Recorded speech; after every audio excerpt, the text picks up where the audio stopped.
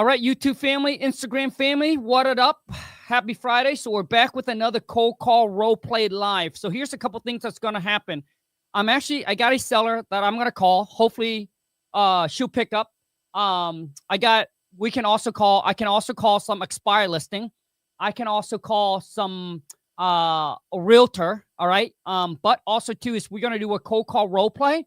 So if you want to jump on, practice, or if you believe you have what it takes to close me, okay, then drop me your phone number. We did one yesterday. Got a lot of good feedback, okay? A lot of you said, Kong, it helps me so much, man. And a lot of you, dude, you're not, the reason why you haven't closed a deal or consistently closed a deal is, number one, maybe you're doing all the marketing, right? You're spending money on marketing, sending letters or postcards, or you're doing Facebook ads, or you're doing PPC, or you're buying leads, right? Or you're cold calling, right? But when you get on the phone, you just don't know how to talk. You don't know how to negotiate. You can't overcome their objections, and you cannot close them. And that's the reason why you haven't gotten a deal done or getting to the point where you're consistently closing one deal a month. So what I'm going to do is I'm going to help you get better at talking, negotiating, and locking deal under contract completely all over the phone, where you don't need to meet the seller or see the property. So drop me your phone number. Let's rock and roll. Okay. So once again, we did this yesterday and I got so much feedback, and a lot of you said, Kong, please do it again, man. It helps me a lot. Okay. So drop in your phone number and let's rock and roll. Okay. So one, if you believe you have what it takes, okay, to close me, I love to test out your skills. Or if you just want to practice with me and say, hey, Kong, I want to practice with you. I need some feedback. I need some help. I need some guidance. Dude, I would tell you exactly, okay, what you're doing right, what you're doing wrong, how you can improve, how you can get better. So the next time you're on the phone, you are a closer, okay? So you don't have to talk to thousands of owner to get a deal. I'm going to show you how you can take your conversion rate down to maybe 30 people. Imagine talking to 30 homeowners that is qualified and being able to lock one of them, two of them under contract. And imagine if you can do that once a month. I'll show you how it's done, okay? So drop your phone number. Let's rock and roll, and let's go, baby. So let me see here. So I need some phone number, man. Do we drop it in YouTube? If you're on YouTube, man, you would have to, if you're on YouTube, here it is. I'm going to drop the link here. You click on the link, and you're going to hop on live with me, okay? So I'm going to put the link here, okay? Because YouTube won't allow you to put your phone number. They'll block it all. Hey, man, I'm back. You didn't call a realtor yesterday like you said you would. For life, I apologize. But I will keep my promise. I will call a realtor today. And beyond cold call role play, we're going to call a realtor. We're also going to call a seller, right? Hopefully she picks up. And we're also going to call some expired listing, okay? So hang tight, buckle up. Let's rock and roll. Ripple effects. Thank you so much, man, for $2. But honestly, bro, you don't have to give. You guys, if you're on TikTok, don't send me any gift. All right, just don't send me any gift, please. Just don't send me any gift. Save that money, dude, and put into your wholesaling business. Oh, Ripple effect said, do you suggest starting out with Google for ads? Honestly, I don't, man, because Google ads, dude, it actually takes longer, right, for you to actually reap the harvest, to see the results, and you probably have to spend quite a bit. So what I suggest you should do is, number one, is do SMS, text blast, do direct mail, and then Facebook ads. And then obviously, if you got time, then jump on a cold call, cold call. But if you have a busy schedule where you don't have time to cold call, now we shut down our cold calling business, dude. We don't cold call anymore. So now what we do is I just cast my net, and we just wait for seller to call me. Okay, so which means we do SMS. So imagine every day before you go to work, right, to the J or the B, you send out 100 text messages, or you turn on your Facebook ads, let that thing run, all right, or you send out 50 or 100 letters, and then waiting for your phone to blow up with motivated seller leads. Which means now you're working smarter, not harder. So you're not going to be able to come in contact with hundreds or thousands of homeowners every month, when you cold call. But the people who call you, they're much more qualified. They saw your ads, they saw your letters, they saw your postcard, they saw your text message. They know what you want. So all you need is 10 to 30 qualified, okay, homeowner to reach out to you every single month, bro. You should be able to cut one deal under contract. And if you can't, it's because you're not a closer. And that's why we're doing a cold call role play, so I can help you, man, become a closer. Okay, so let's jump on here. Okay, I got a phone number. So today, I'm going to try to focus on YouTube here. Oh, so you can comment your phone number on YouTube in the private chat. I don't know how you did that, man, but let me give you a call, bro, okay? And let's see if you have what it takes to close, okay? Here we go.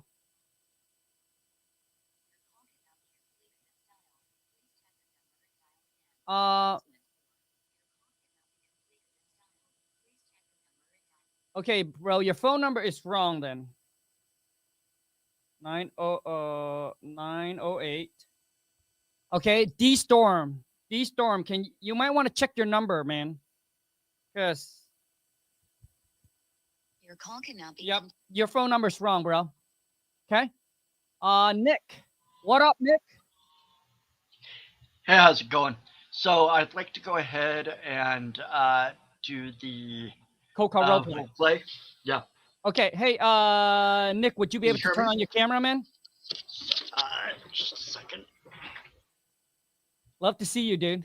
Instagram family, TikTok family, drop your phone number, okay? Just keep putting your phone number in there, and I'll call you, okay? Well, I just got out of the shower. Just a second. Okay, Nick, there we go. Are you ready, bro? Yes, I am ready. Hey, so typically when you cold call, do you just randomly call? You pull a list and then you just call people, or what? I'm basically going through the lists on software and basically right, and then call. I'm doing I'm just one of your competitors, but that's neither here nor there. So I'm basically just calling I'm either calling government lists, or I'm calling tax liens, or I'm calling for sale by owners, or sometimes I'm calling Zillow, sometimes I'm calling off market or on market. I'm kind of all over the place. That's probably part of the problem. Okay, and then when I do get a seller. Okay, hold on, bro. So my question to you is, which way do you want to do it, man? Let's just see how I go with. Okay, so hold on, Nick, dude. So let's just say, okay, this is just a straight up cold call, man. Okay. Yes. Okay. Hello. Hello. Am I speaking to Mr. Khan? Yeah. Speaking. Who's this? Awesome. My name is Nick, and so me and my partner were driving through the neighborhood a couple of days ago, and we were looking for properties to purchase, and we saw your house over there on 135 Mulberry, and we thought it was really a really nice property, and we're kind of wondering if you're thinking about selling it. Yeah, you know what? You caught me at a good time. You know, I was thinking about, putting up a for sale by owner next week, actually. Okay. Well, how much are you looking to get out of it, if any? Yeah, I mean, I'm like 350 or so. 350. Okay. So is the how new is the roof? It's about 15 years. Okay. Shit, I completely fucked up. I shouldn't have asked the price Nick, right first. I asked the price first. It's the wrong thing to do. Yeah. Okay, Nick. Yeah. So what I'm gonna do is that you know your mistake. So I'm gonna let you off. I'll bring someone else on. I'll let you recoup, and then I'll bring you back on later. Okay. Okay. Cool. But Nick, how long have you been doing this, dude? I'll be honest. I'm very lazy when it comes to the cold calling. I'm more of a I like the learning the process. I've been doing it for about a year, but I hardly do any cold calling. Okay, hold on, Nick. So you've been wholesaling for a year. How many deals have you closed, bro? None.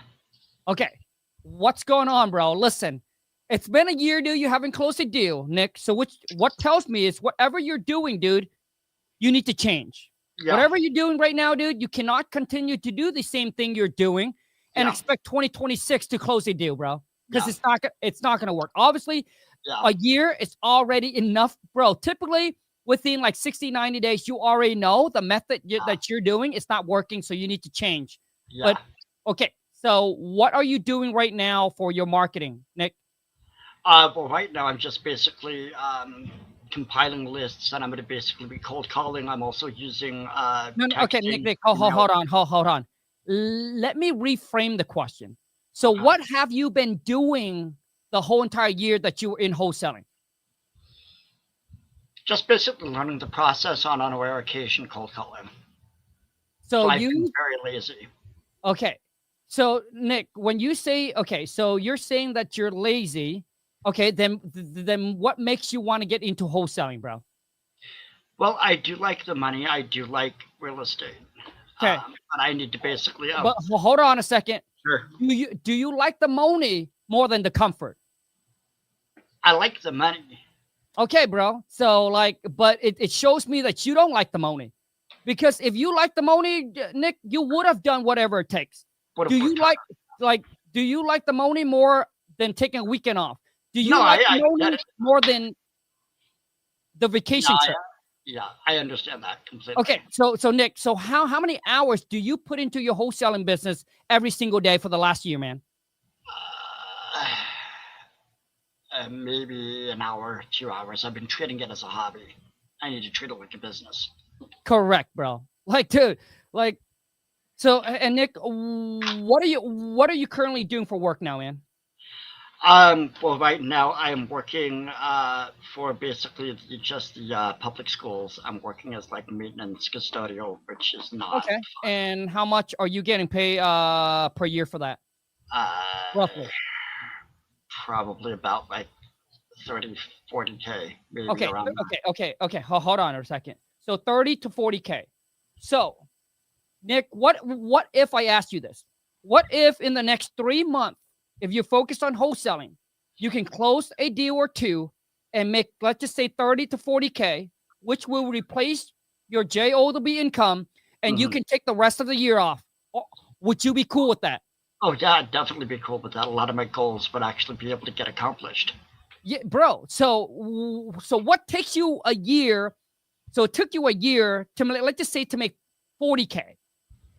If I can show you how to make 40K in the next 3 months from wholesaling, and you can take the next 9 months off of 2026, are Well, I got you to become a lot more consistent, disciplined. I need to actually do the cold calling. no, Nick, I'm asking you right now.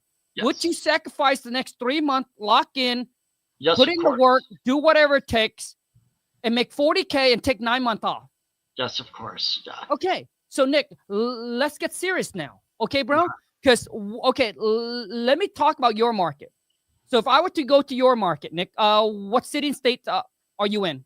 Well, I'm gonna have to do virtual because right now I live No, in the middle. but bro, listen, I'm I live asking in you. Nebraska. It's Okay. there's no market. No, bro. Dude, I have an investor. Okay, she's a female. She live in Omaha, Nebraska. Okay. You know how many deals she do a month?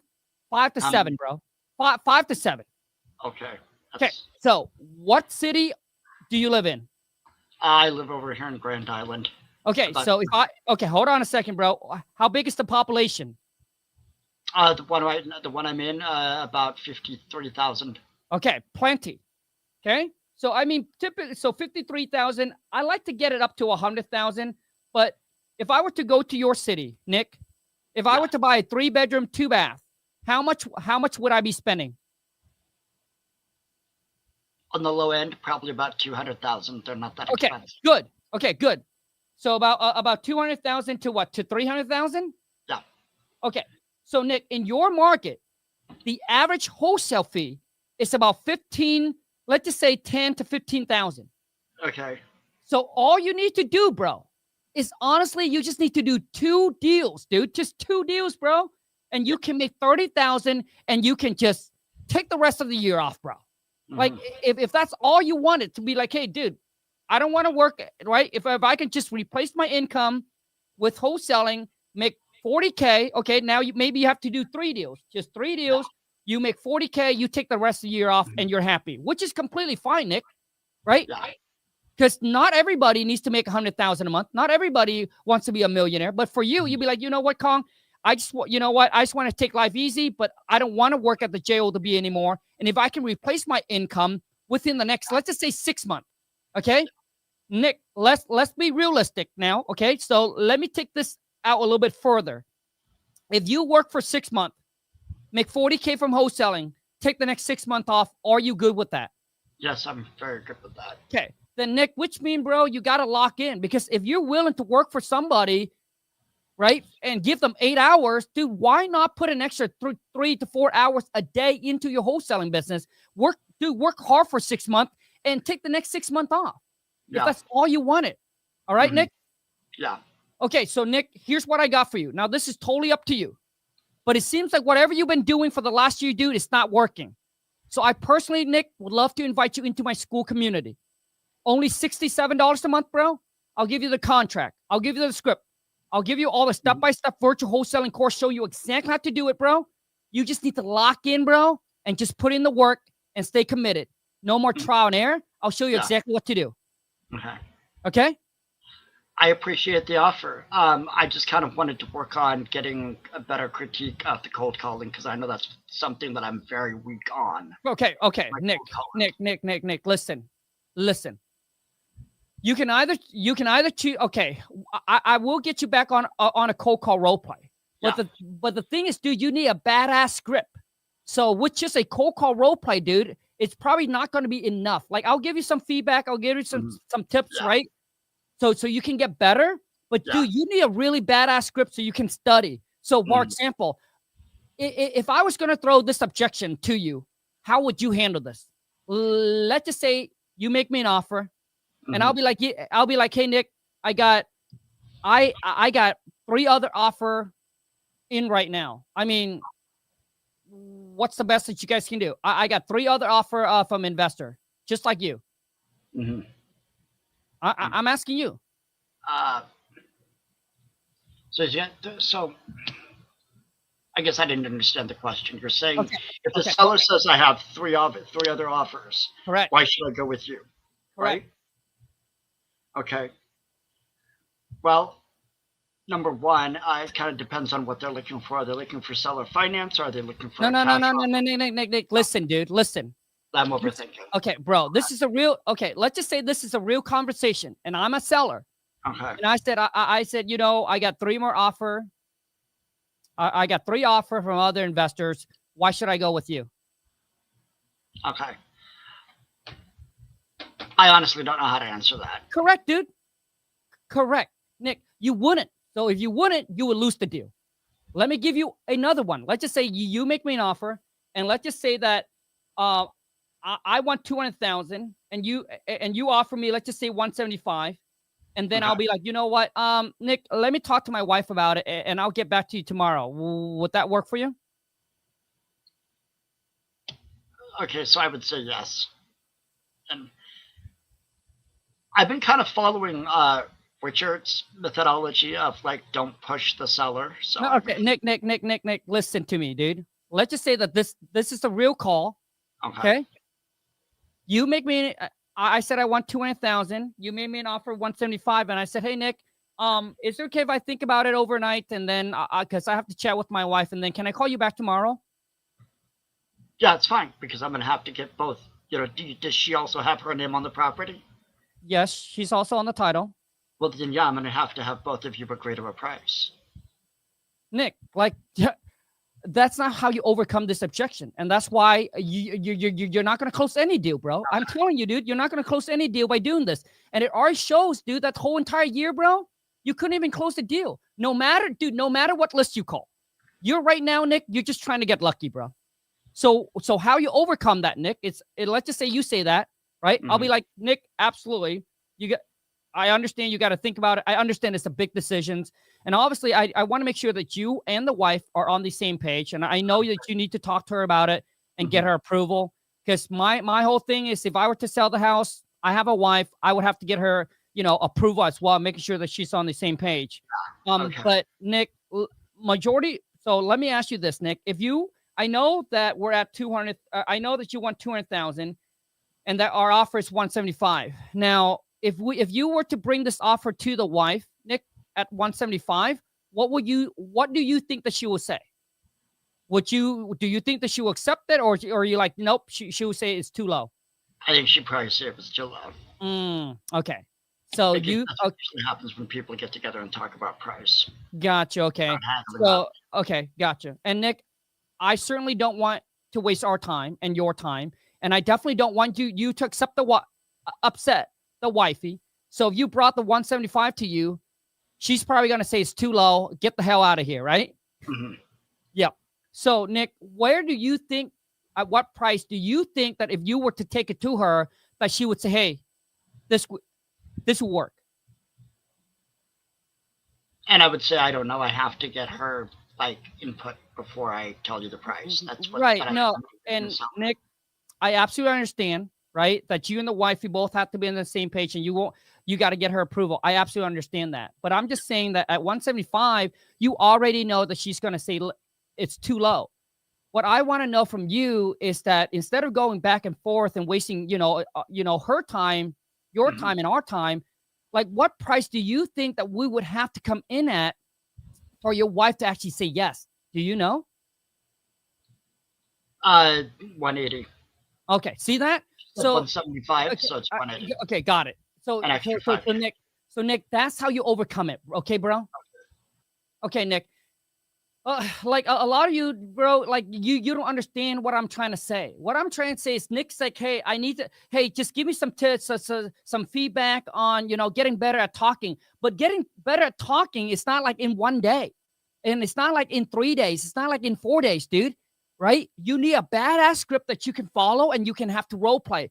But Nick, it seems like, dude, you have a lack of motivation and discipline.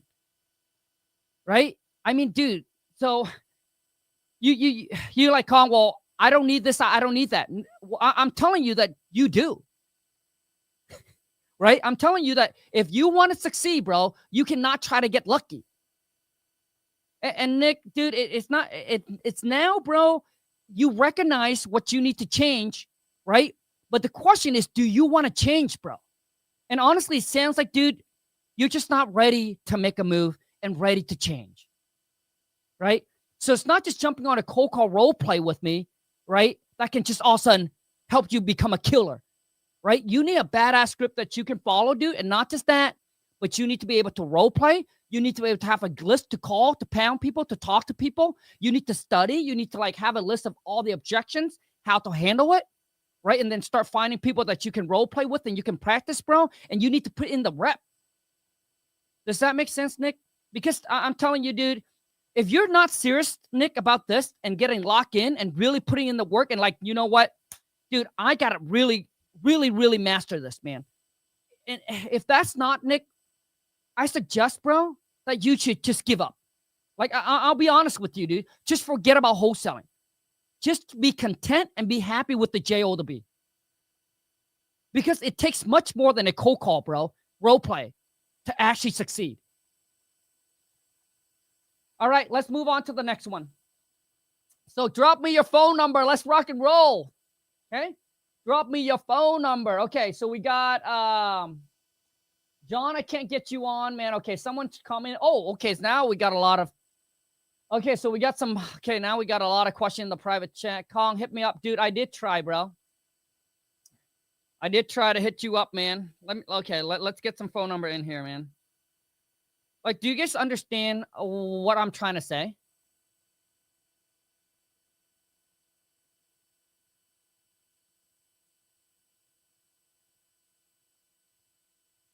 So I understand what Nick is trying to say, right? He's like, Kong, I don't need to pay to get any courses, dude. Thank you for calling. To speak to a representative, please press 0. Bro, this got to be, bro, dude. This got to be a prank, dude. D-Storm, bro. I don't have time for prank, bro. Honestly, dude. Okay. Okay, I got one right here. Okay. 240 413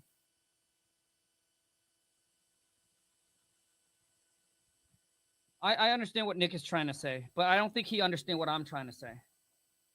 If this person is available. Kong, King Kong.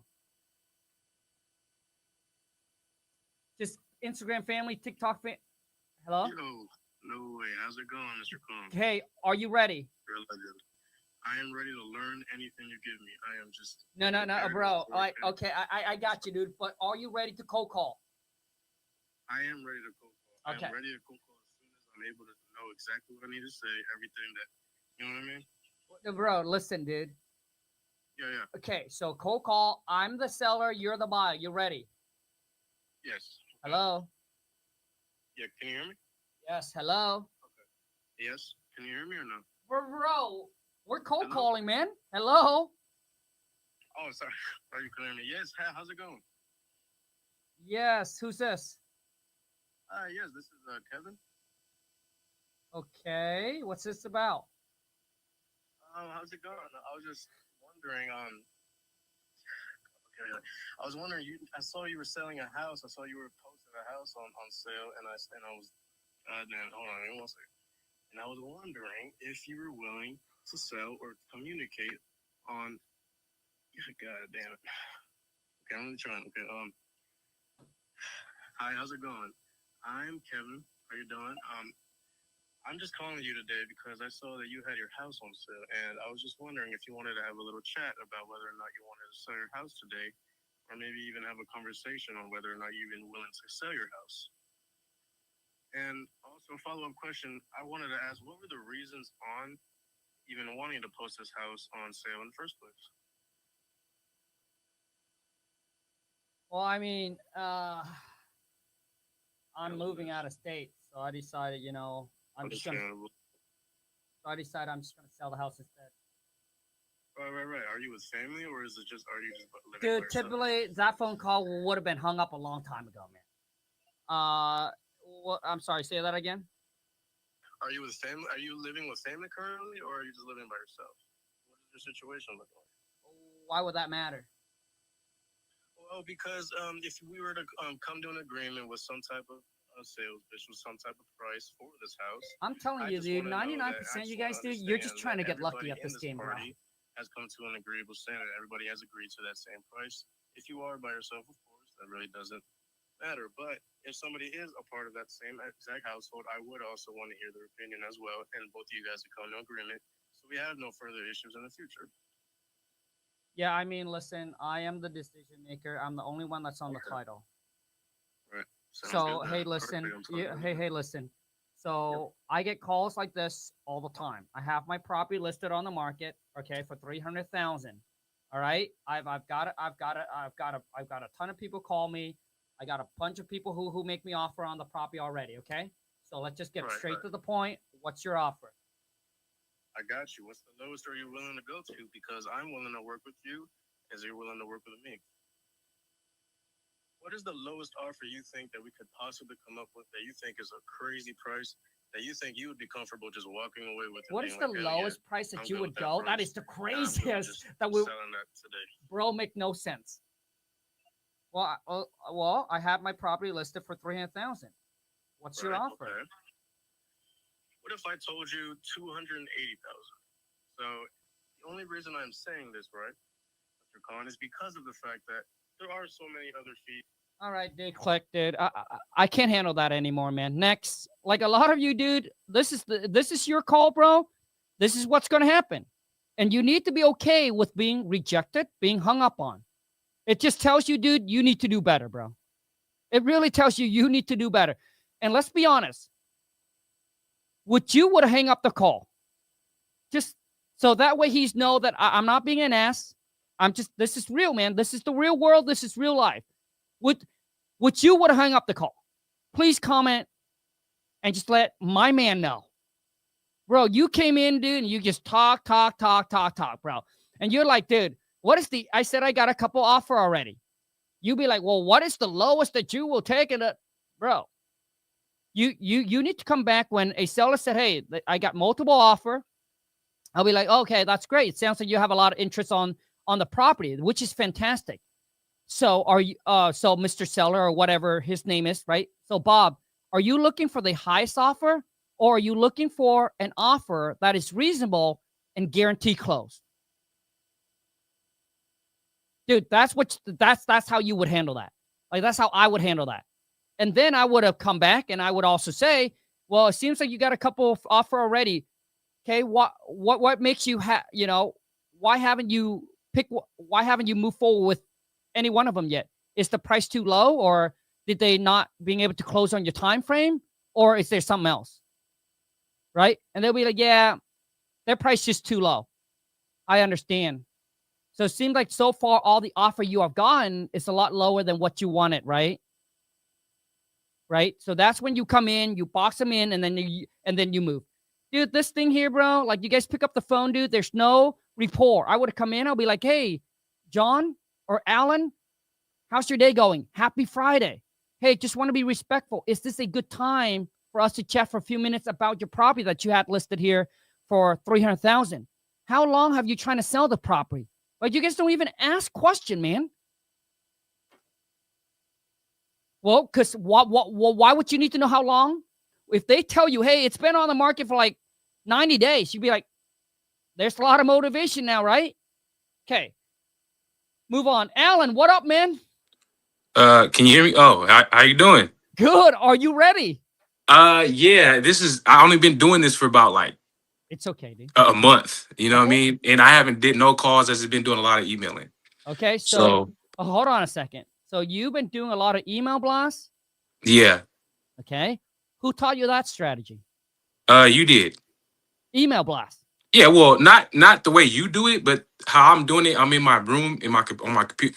I can show you the setup. I'm doing. I got your program and everything, so I'm doing all this. Hey, Alan, that's what I'm talking about, baby. So Yeah. we do like text blast, dude. You do text blast?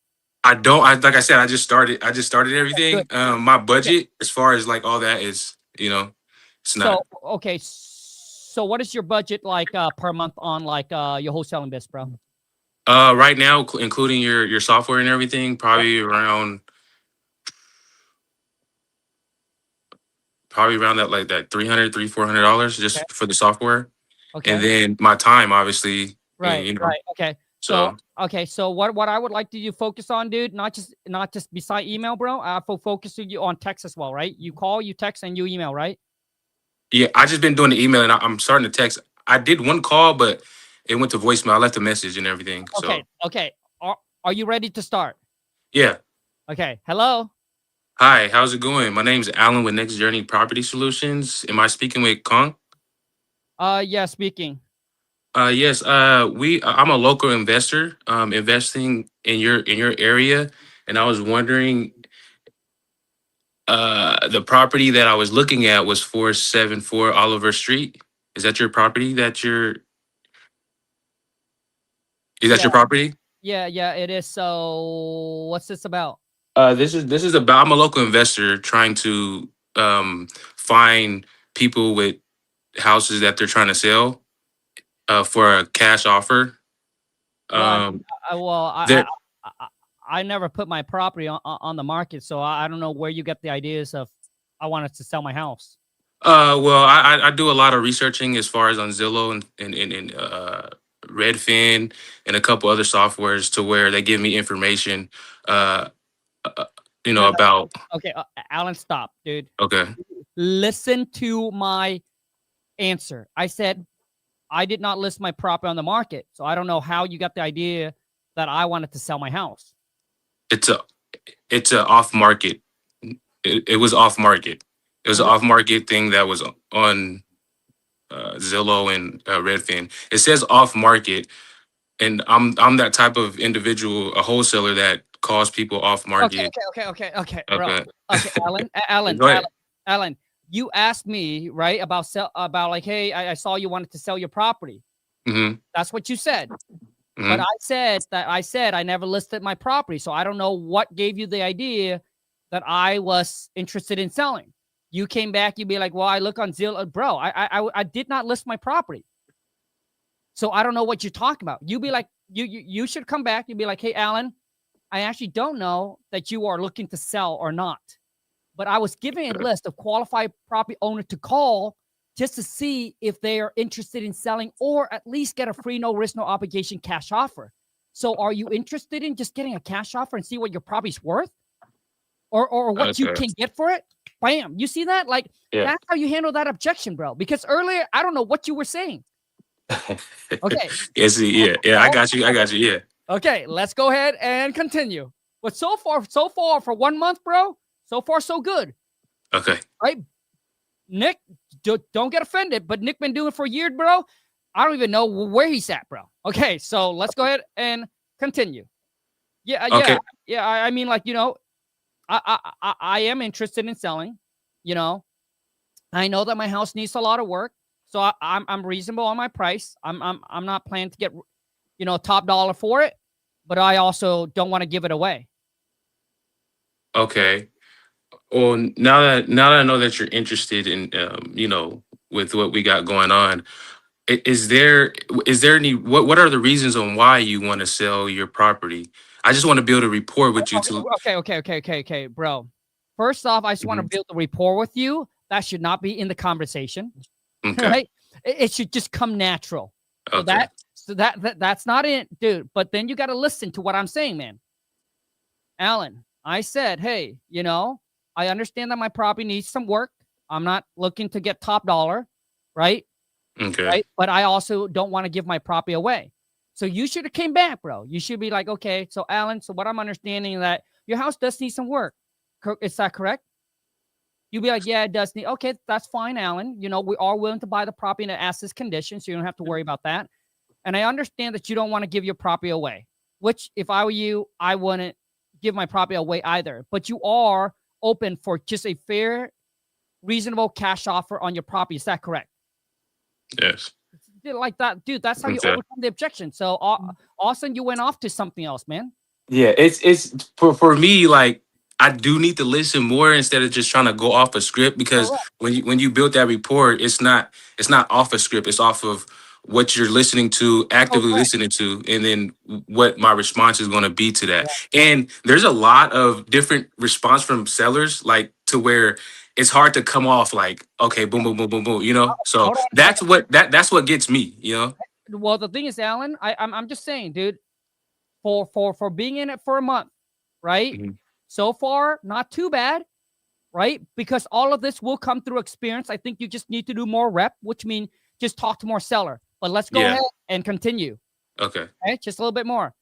Yeah, I mean, I'm looking to get about 250 for my property. Can you guys pay me that?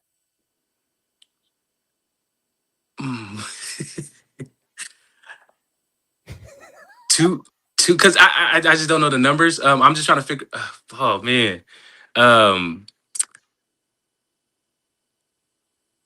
See, I don't know how to answer that. I don't know how to answer that. Got it. Okay, so Alan. So I'm so basically there's a script that you follow, and then I'm just taking you and I'm just throwing you everywhere. Now, Alan, do you have a script that you're following right now? Yes, I do. It's from your script, and I got one. I wanted to get to where. Hold on, Alan. Are you a part of my school community?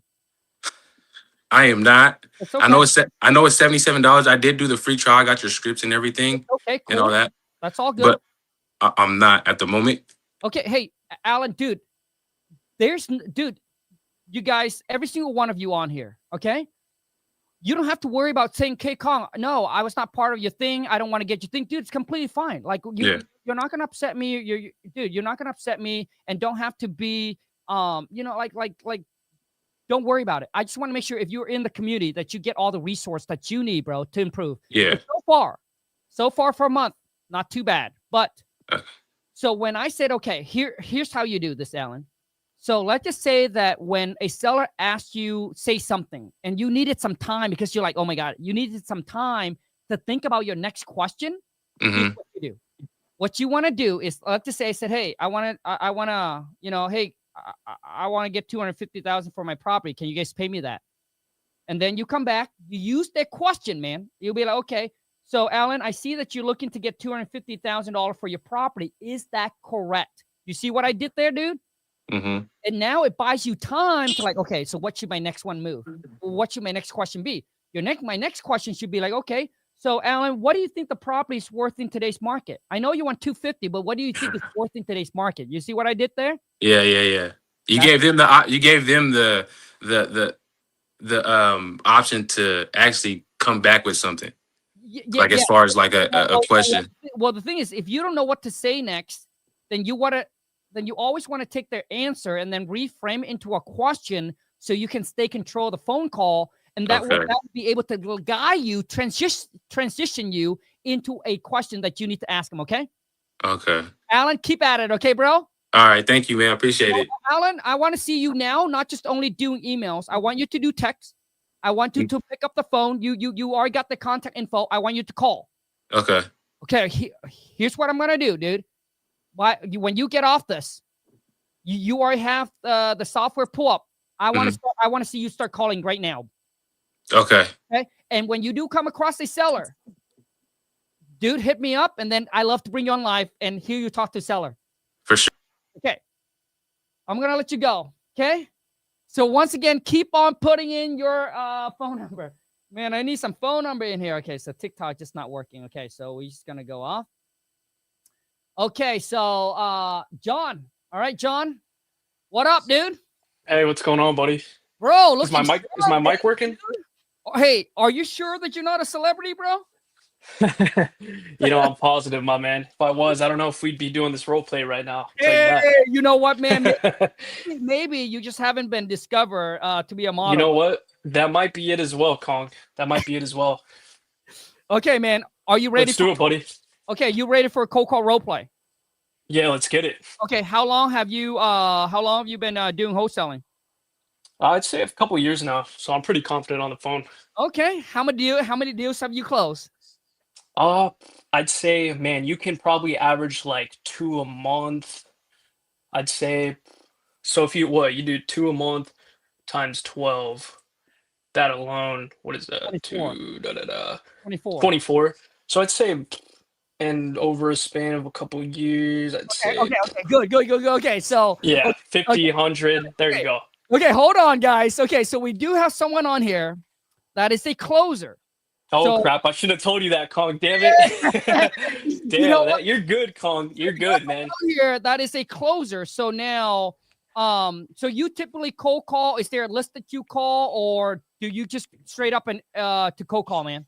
Yeah, good question, brother. So I have implemented a VA into the mix. We do a lot of outbound, inbound stuff. So I'm talking cold call, SMS, all that good stuff. Got it. Okay. So basically, right now, do you want me to call in, or you want us to call out? I don't know how you want Up to you, man. Throw me a curveball. I'm trying to, I'm trying to mess up. That way I can learn something. So throw me a curveball. You know what, man? A closer can close anything. So let's go ahead and straight up cold call. Hello. Hey, this is John speaking. What can I do for you?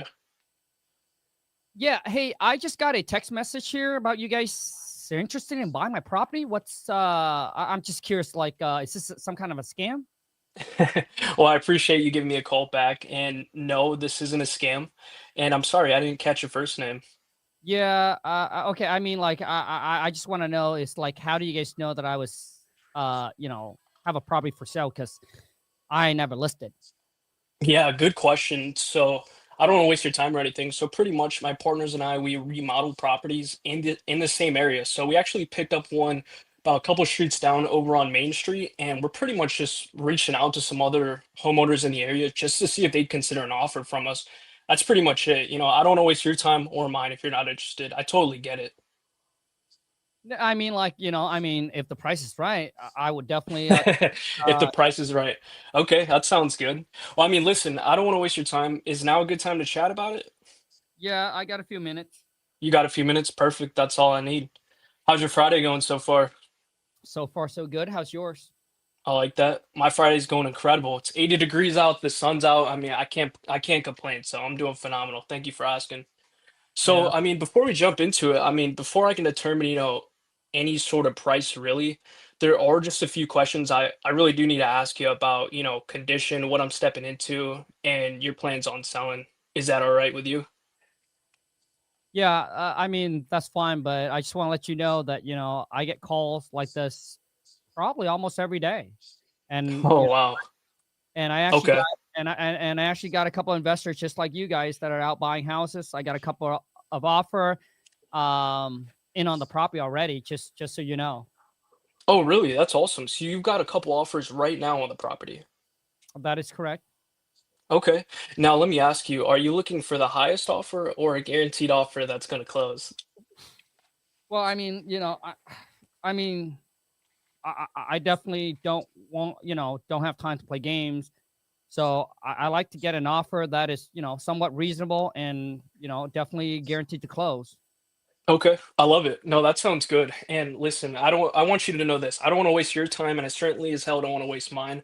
The figure that I give you, that we come up with, I can guarantee you that we're gonna honor that.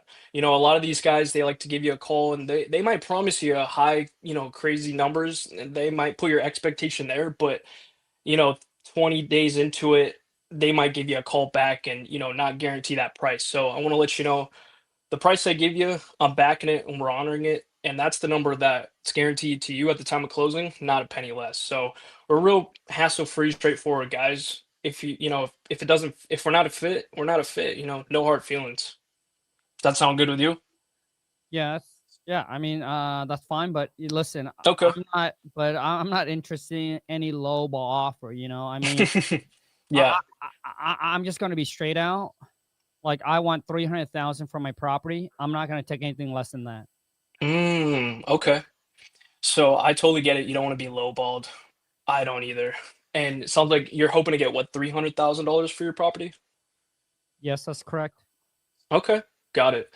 Now, let me ask you this. I mean, right off the bat, besides getting the right price, because obviously price is important, what's another reason why you would even consider selling?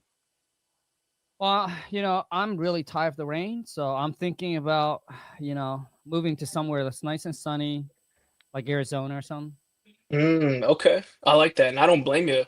Okay, so Arizona, we're at in Arizona. What are we talking? Scottsdale, Phoenix. What are you like at? Scottsdale is probably too rich for me. Ooh, So I'm thinking, Scottsdale. Okay. well, no. I said Scottsdale is too rich for me. I'm thinking about maybe like Phoenix, Oh, somewhere I that's hear more, you. somewhere it's more affordable. Yeah, no, affordability is a big thing I hear. And I hear Phoenix is actually a really great destination. I'm actually from Phoenix, funny enough. Oh, So I know that that's actually not a bad spot. So I think you definitely like Phoenix for sure. But no, that's great. Okay. Well, I'd love to try to help you stay on track and, make that goal of hitting Phoenix. So let's try to do it together. Does that sound good? yeah. Awesome. Okay. Now, go ahead. Tell me a little bit about the place. I mean, what am I working with here? How many beds do we got? Bathrooms, square footage. I just want to make sure everything I'm looking at on public record is pretty accurate because sometimes it's not. Does that make sense?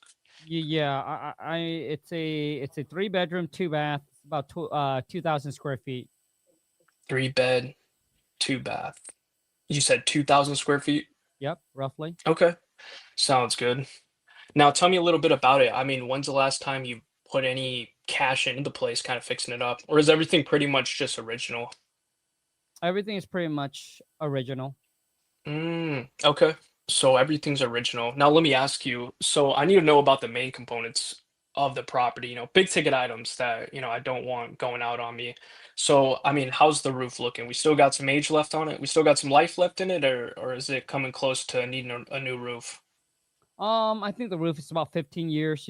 Roof is about 15. 15 Electrical, years. yeah. Electrical, plumbing, all that is good. Okay. It's probably gonna need paint, flooring, carpet. Maybe the bathrooms need kitchen probably Mm, needs to be updated. There's a couple broken yeah. windows, but beside that, I Wow. mean, everything else seems to be working. Yeah. Now let me ask you, I know you're hoping to get 300 grand, but I mean, how come you don't go ahead and just put some cash into the place to really, capture the most you can for the property? Mm, I just don't have the cash for it, and Mm, I don't want to, dealing with real estate, put it on the market and all of that. I just want to be able just to sell it and kind of be done with. And like I said, I want to get a fair price on it. I mean, I am reasonable. I'm not looking to get like top dollar for it, but I also don't want to get lowball and understandable. giving the property. No, that makes total sense. Yeah, and we're not looking for anybody to give their property away. Now, I totally understand you don't necessarily want to throw the cash into it. And I mean, obviously it's going to take a lot of time. So I could totally understand where you're coming from on that end. Now, another nice thing about selling to us is that we're willing to buy the property as is. So that means you wouldn't have to put another penny into the place. I mean, I'm talking, we'll take it on as is. We're not afraid of, updating kitchens, baths, any of that stuff. And you can go ahead and leave anything you don't want to take with you behind. We'll go ahead and we'll be the ones to come in, clean it up, and get the project moving so you don't have to. Now, let me ask you this. So, if we go in there, or actually better yet, let me frame it this way. Say you had a blank checkbook. I mean, what amount should we assume we're going to have to pay in repair cost, work, or upgrades once we buy the place? I mean, I know you're probably not a contractor, but say you had a blank checkbook. I mean, what's your best guess it's going to cost us? To do the renovation? Yes, sir. The whole renovation. I mean, bringing this thing to 2025, 2026 standards. Well, I don't know. I mean, you guys are the professional. I mean, you guys probably know how much work you have to do to it. So I have no. Yeah, I mean, it's totally up to I you. totally get it. Okay. So we're talking, I mean, kitchens, baths, paint. Is there carpet or do we have tile? It's carpet. Oh, don't tell me that. Okay, so we're gonna need to rip the carpet out. It's gonna be an extra cost. So we're talking, I mean, would you say it's gonna cost 60, 55, less than 50 grand? I mean, what's your best guess? Well, And I, I know like you're not a contractor, but if you were to give me a figure, if you yourself, like I said, if you had a blank checkbook and somebody said, "Hey, go renovate the whole property, go buck wild," I mean, how much are you spending? I think 50 is too high. I would say Okay. I would say probably 40, 40, 45. 40,000, 40, 45 to make it look really pretty, make it look, super modern. Is Mm-hmm. that correct? Mm-hmm. Okay, not a problem. Now, let me ask you this. I mean, as far as the property goes right now, I mean, I understand that you're hoping to get 300,000, but what do you think the property's worth in today's market? Well, I mean, that I don't know. I mean, Mm, so you're trying to so you're hoping to sell a property, but you don't know how much it's worth? Is that correct? no, I mean, I haven't done much research on it yet, but Okay. I figure, I bought it 15 years ago for, 260. So it got to be worth at least 300,000 by now. Okay. Got it. Now, let me ask you this. I mean, I know you pay the tax bill. Hopefully, you pay the tax bill. I mean, what's the tax assessed value on the property? I mean, hopefully, you would know that much, right? Yeah, right around, I would say 245-ish. 245-ish. Okay. And that's the tax assessed value? Mm-hmm. Wow. Okay. So the county's saying it's worth 245 as is. Okay. Interesting. Now, let me ask you this. I mean, what do you think the property would potentially be worth after we go in and make this place look super spectacular?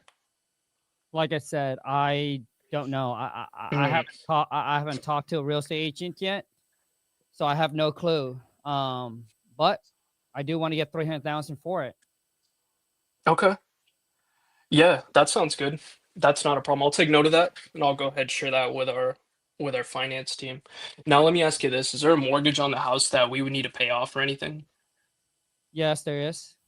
Okay, awesome. How much are we gonna have to pay off? What's the note on it? Why would that matter?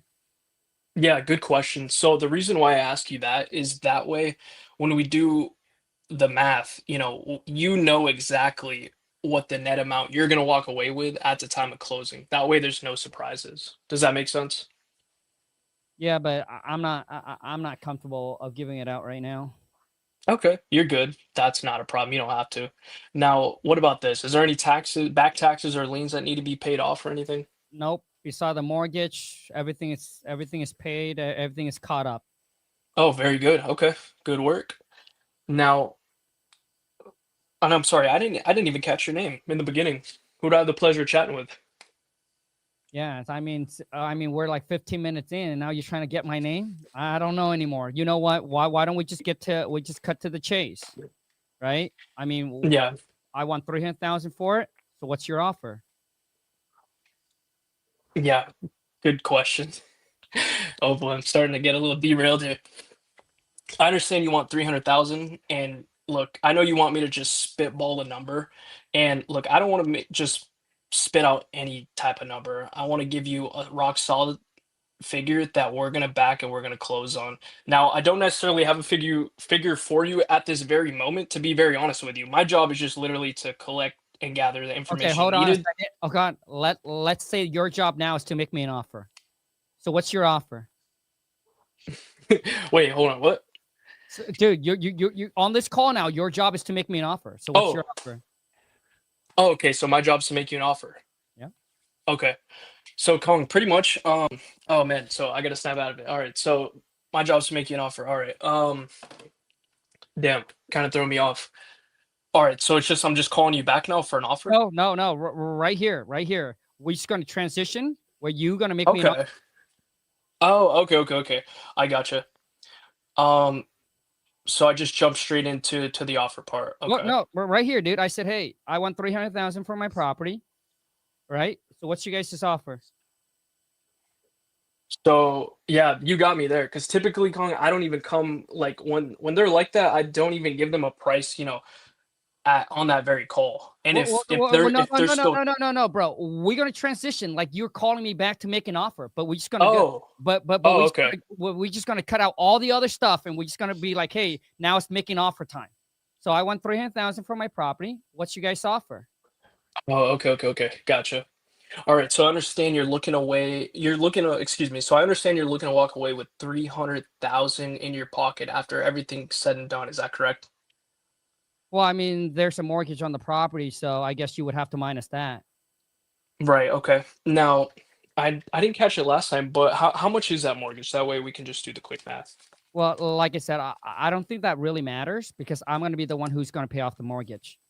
Okay. Yeah, But that's not a problem. Like I said, okay, I just listen, you want know you and what? I to both know how much you're gonna net. That's pretty much all I'm asking. Yeah, well, I mean, I understand how much I owe. I understand what I want for the property, so I can do the math, and I know exactly how much I want.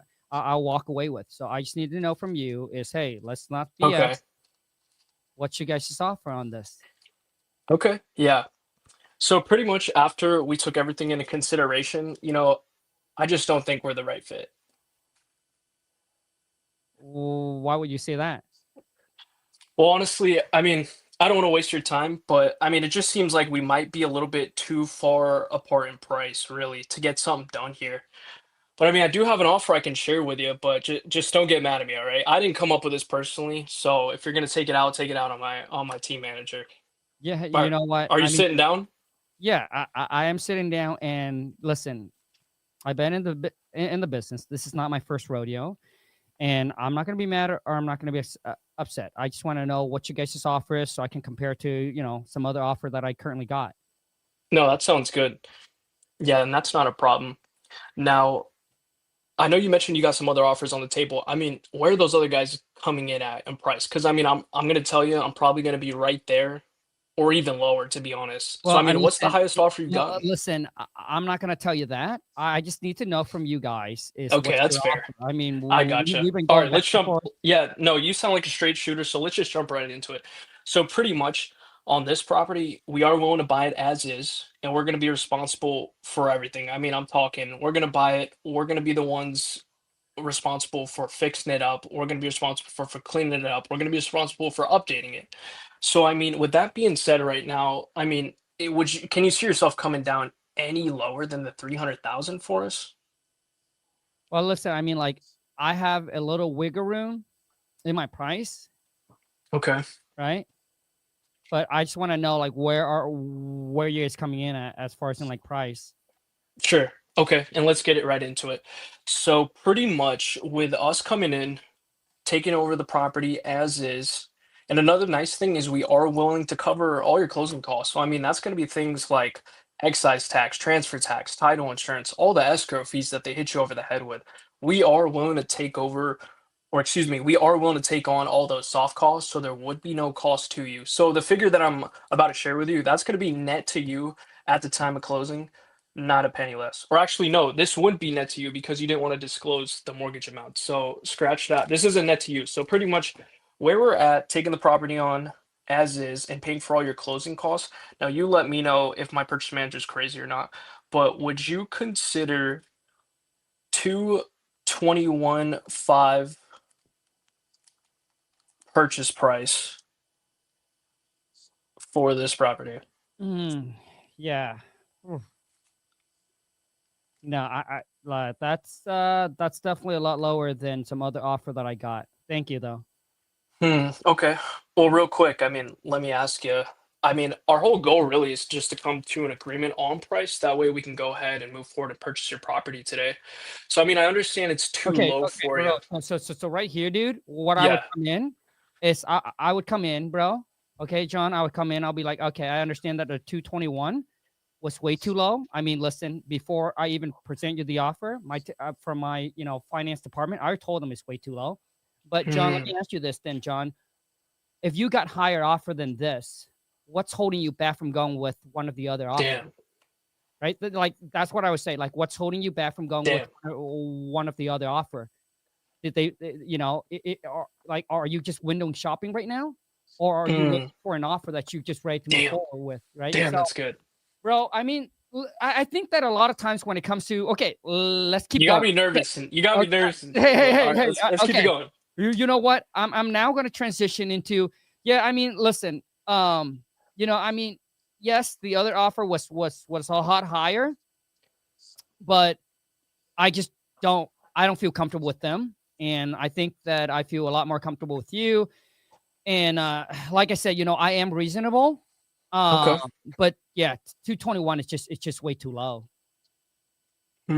So 221.5 just want to work for you. No. Okay. All right. Well, I mean, I know you're a straight shooter, so just tell me. I mean, can you see yourself meeting me anywhere or going any John, lower on your I price? got you, dude. So here's what I would say. I'll be like, Okay. okay.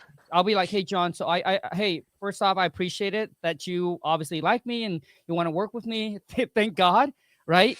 But John, Yeah. let me. Okay, so I know that 300,000 is just way too high for us to make it work, and I know that 221 is just way too low for you, John. And like I said, the goal is to see if we can come together to an agreement on something that's fair and we can create a win-win.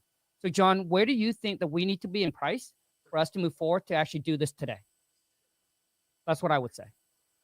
Okay, so let's just say that, right? Because now I'll be like, hey, 300 just it's just way too high for us to make it work. Just John. getting it out there. Yeah, Okay. and hey, 221, I know it's just way too low for you. So where do you think that we would need to be in price? I know you got other offer, right? There's something that should make you not go with them. And I appreciate you want to work with me on this. And I want to work with you too to get this done, right? But once again, I don't want to waste your time. So where do you think that we need to be in price for you to be like, hey, John, if your team can pay me this, I'm ready to go.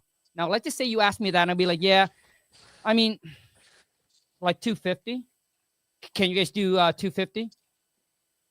$250,000. Okay. So I just want to make sure I understand you correctly. So you want us to buy the property as is, where it is, taking it over exactly the way it is today. You want us to pay all the closing costs on all the fees, and you're asking for 250,000. Is that Yes, correct? that is correct. Huh. Okay. I mean, this isn't too bad. I think, my purchase manager would be a lot more considerate of 250 than the 300 for sure. I mean, we're honestly not too far apart in price here, which is great. I mean, we're only $28,500 apart, which isn't a problem. So let me ask you this. I mean, I don't know if I could, but if I can get that price approved of $250,000 where we're coming in buying it as is and covering all your costs to sell, I mean, are you going to be ready to go and get the paperwork done and sell us the property at that point? Okay, so John, obviously that's a good close, right? But Okay. but I would push this call just a little bit more. So now Okay. I would close the gap between 250 and 221. So I would come in and be like, oh, 221. man. Okay. Well, I would come in, I'll be like, John, first off, I want to say thank you so much. I appreciate that, obviously you're willing to work with us on this. But I can tell you this, John, like if I take this 250 back to my finance department, since we are going to cover all your closing costs, all your fees, typically that's like, an extra 5%. And we are going to buy the property as is. It's going to need about, $45,000 in work. I just don't think 250 is just, I just don't think it's going to work. But I mean, could we meet somewhere in the middle there? That's how I would come in. Like I'll try to push them. Now I'll go. Damn, that's good. What the heck? Damn. Yeah, dude, I'm going to negotiate from 250 to 221 and then close it Oh down. my gosh, John, bro. I appreciate Holy it, John. smokes. Thank Dude, you so you're much, a beast, John. bro. No, dude. Thank you, bro. Hey, the amount of deals that you're doing, dude, already shows that you are a closer. And I think that, dude, the call Could is be better really, I'm probably dude, losing out on deals because I sound like the way I do. no, So hey, you know what? We can all improve, man. But good job, bro. Good, right, dude? I'm glad that someone actually got on here that actually have somewhat of a skills, right? And listen, man, we can all improve. And listen, like I said, Jordan also missed. John, if you're watching this, dude, bro, listen, bro. Jordan missed. LeBron James missed, dude. Even the best of the best misses, bro. So not every call, boom. It's like, dude, it's a 10 out of 10. There's call where I get off, bro. I'd be like, come on, man, shit, Kong. Like, you can do better than that, Kong. What's going on, right? So I just want to tell you that, dude. That no, not every call will go smoothly or be perfect, right? That you can come in, right? But I got to tell you, dude, John, I mean, the way you talk, obviously, I know that you're a closer, man, right? And so let's go ahead and who else want to jump on? Should we do more? Okay? Should we do more? But every single one of us, man, can improve and we can get better, right? It's just more reps, right? You just got to do more. What other question? What other question you get? I mean, not questions, but drop me your phone number and let me give you a call. Say, D-Storm. Okay, man. D-Storm. What up, dude? Finally, bro. Hey, I can't hear you, man. You're mute. And also, too, dude, I don't know what's going on with your phone number, man, but I try to call, dude, and it comes off scam, bro.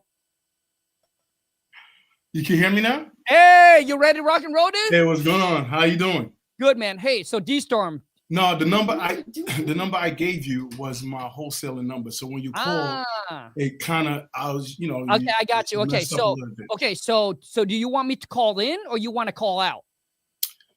I'll call Which out way? like I got your hello? campaign or something like that. Yep. Oh wait, so you're calling out, which means this is a straight up cold call. What do you No, I mean, dude, no, it's totally up to you, dude. Okay, so do you want me to call in from when you're marketing, or you want to call out? Call in from one of them. Matter of fact, I'll call you. Okay, hello. I'll call you. Yeah. Ring, ring, ring. Hello. Hello. Yeah.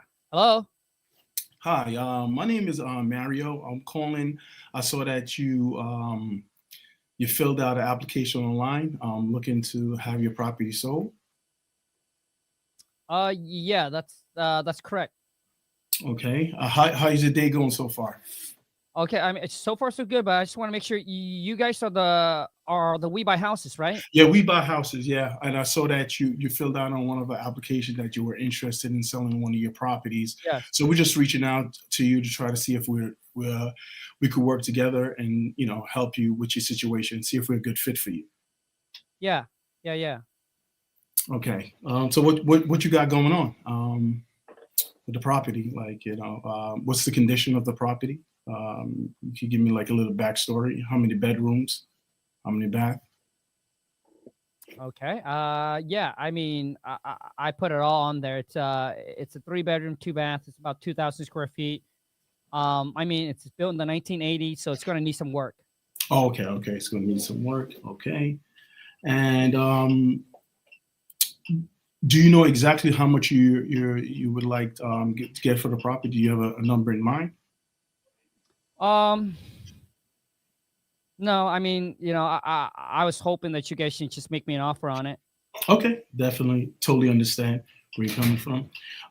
Besides getting the price, what other else reason would you looking forward to selling the property besides the price? These are questions we ask to kind of make sure we're a good fit for you and so on and so forth. Well, I mean, I just inherit the property, so I Oh, you honestly, inherited. Okay. I don't live in the States, so I just Okay. kind of just want to sell it and just be done with, you know? Okay, totally understand. We work with clients like you all the time that, inherit property, looking to, turn it over and probably use that funds for something else. With that being said, what is the timetable? Like, let's Okay, say, if we, okay, hold on a second. yeah, D-Storm. Okay, so a lot of you do the way that you built the rapport or your transition, it just comes off a little awkward. So okay, what I would come in and I'll be like, okay, so I understand that you just inherit the property and you're just looking to basically sell it and not keep it. Is that correct? That's what I would say. okay, Right. Okay. And Okay. then and then move and then transitions. Yeah, I mean, I honestly don't want to have anything to do with the property. I'm just looking to sell it, get the cash, and be done with just move on. it. Pretty much. Definitely understand, and hopefully we are fit for you. So you're stating that the condition of the property right now. What do you say with the kitchen, the bathroom, the roof? What kind of, from 1 to 10? How would you grade the property right now? Man, gosh, I would say about like a 4.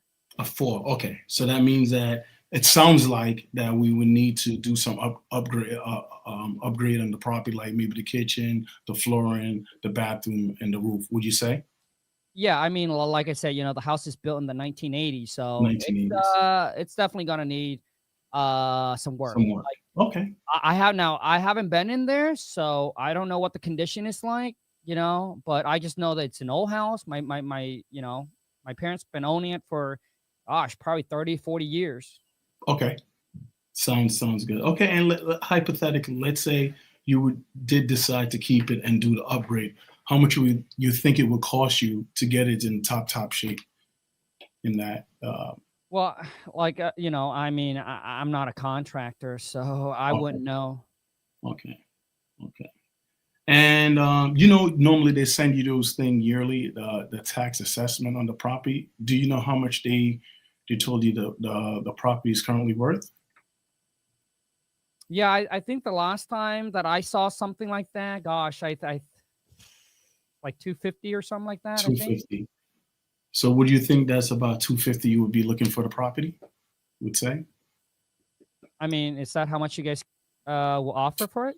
No, I'm just trying to ask if that's the number that you think you would make sense for you. Yeah, selling. well, I mean, like, I'm just trying to get the most I can for the property. Most of it. Absolutely. Okay, totally understand. All right. So what I want to do for you here. Okay, hold on a second, Okay. bro. Like, once again, you guys, a lot of you need to like listen, and then you need to lean in to Mhm. find ways to build the rapport. So I say, Okay. hey, I'm trying to get the most I can for the property. I would have lean in. I'll be like, D-Storm, that's exactly why I'm here. I will do whatever I can to get you the most for your property. Okay. Got you. So you're in good hands, dude. Like, boom, like, confirmation. Bam, let's go. I got you. Okay. So Little nervous. You know what I mean? I'm trying to. Yeah. I completely understand, dude. I completely understand. So Right. let's keep going. Yeah, so definitely, I'm definitely. I just want you to understand, I'm here to get you the most for the property. So where I'm at right now is that what we can offer for you. I just want to tell you a little bit about our company. We're free hassle sale. We try to close quickly, and as far as we cover the closing costs, no transfer taxes, no excise taxes, and no real estate commission. So because we're covering all those costs up front, those soft costs, would you be able to go a little bit lower than 250? Just to see if you'd be open to it, considering that we're able to buy the property as is, the condition it's in currently right now. Yeah, I mean, I might. I might. So what's your guys' offer? Hopefully, I just want. Hopefully, you don't hang up the phone on me when I present the offer to you. That's just from my team manager, because while I'm speaking to you on the phone, they're in the background running analysis on property and the location, always sold in the top condition. And so when I give you this offer, hopefully you don't hang up the phone on me. And it's not for me. I'm just giving you what we have assessed that would make sense, that will work for you and work for us. And hopefully it works for you so we can move forward. The closest number we're at right now is at 210. Would you think that would be too low for you? I mean, it's definitely. I mean, it's definitely a lot higher than I expected, but I still want to think about it. Okay, so you had an offer on the property before? No, I mean, I haven't had any offer on it, but typically I know that when these real estate investment company, they came in with kind of like pretty low, but I expect it to be lower, but I really want to get my 250. I know you guys are at what, 210. Why don't you let me think about it for the rest of today, and then I'll call you guys back tomorrow. Would that work? Yeah, and around what time would be good for you? Okay, so D-Storm. I know. Right? I had him on the phone. I shouldn't let him go. I know. Yeah. Okay. So here's how you overcome it. Okay. Yeah. Mm-hmm. So right here, I'll be like, okay. So I'll be like, hey, D-Storm, I understand that you're trying to get 250 for it. I know our offer coming in a lot lower, which is a 210. 210. Right. Now, obviously, you can certainly think about it, right? But I don't want to waste your time or our time, D-Storm. Most of the time when I present an offer, right? I've been doing this for a long time. And then when someone said they have to think about it, I just know that our offer is just way too low. And it's just not going to work for them. So I don't want to waste your time scheduling a call tomorrow when I already know it's not going to work. Right. So D-Storm, then at what price do you think, right, that will work for you today? That you're like, hey, Kong, if your company can come in, give me this, take it, I'm done. What would that be? Right, dude? So that's how I would come in, and I would close it. Okay, so next, I'll be like, yeah, I mean, if you guys can give me 225, you can have it. 225. Okay. Yeah, so let me speak with my team manager, and I think that will work. The 225, we can make that work, and push it forward, and we get that closing done for you. Okay. Hold on a second. So when you see, a lot of times when you guys even have a deal on the table, you couldn't close, and when you do close them, the way that you come off just doesn't sound like they are winning. It just doesn't come off like. So that's why when you guys send the contract to the seller, they never sign and they ghost on you. Because how I would come off with that D-Storm is I would say, okay, and they'll be like, yeah, 225. Right. So you got to do something like that. You got to make them feel like they're winning. Correct. And then I'll be, and then you come in and you'll be like, so D-Storm, I don't know if I could, but I want to make sure that we're on the same page. So if I can get my team manager somehow get that 225 approved, which is net to you in your pocket. We cover all closing costs, all the fees.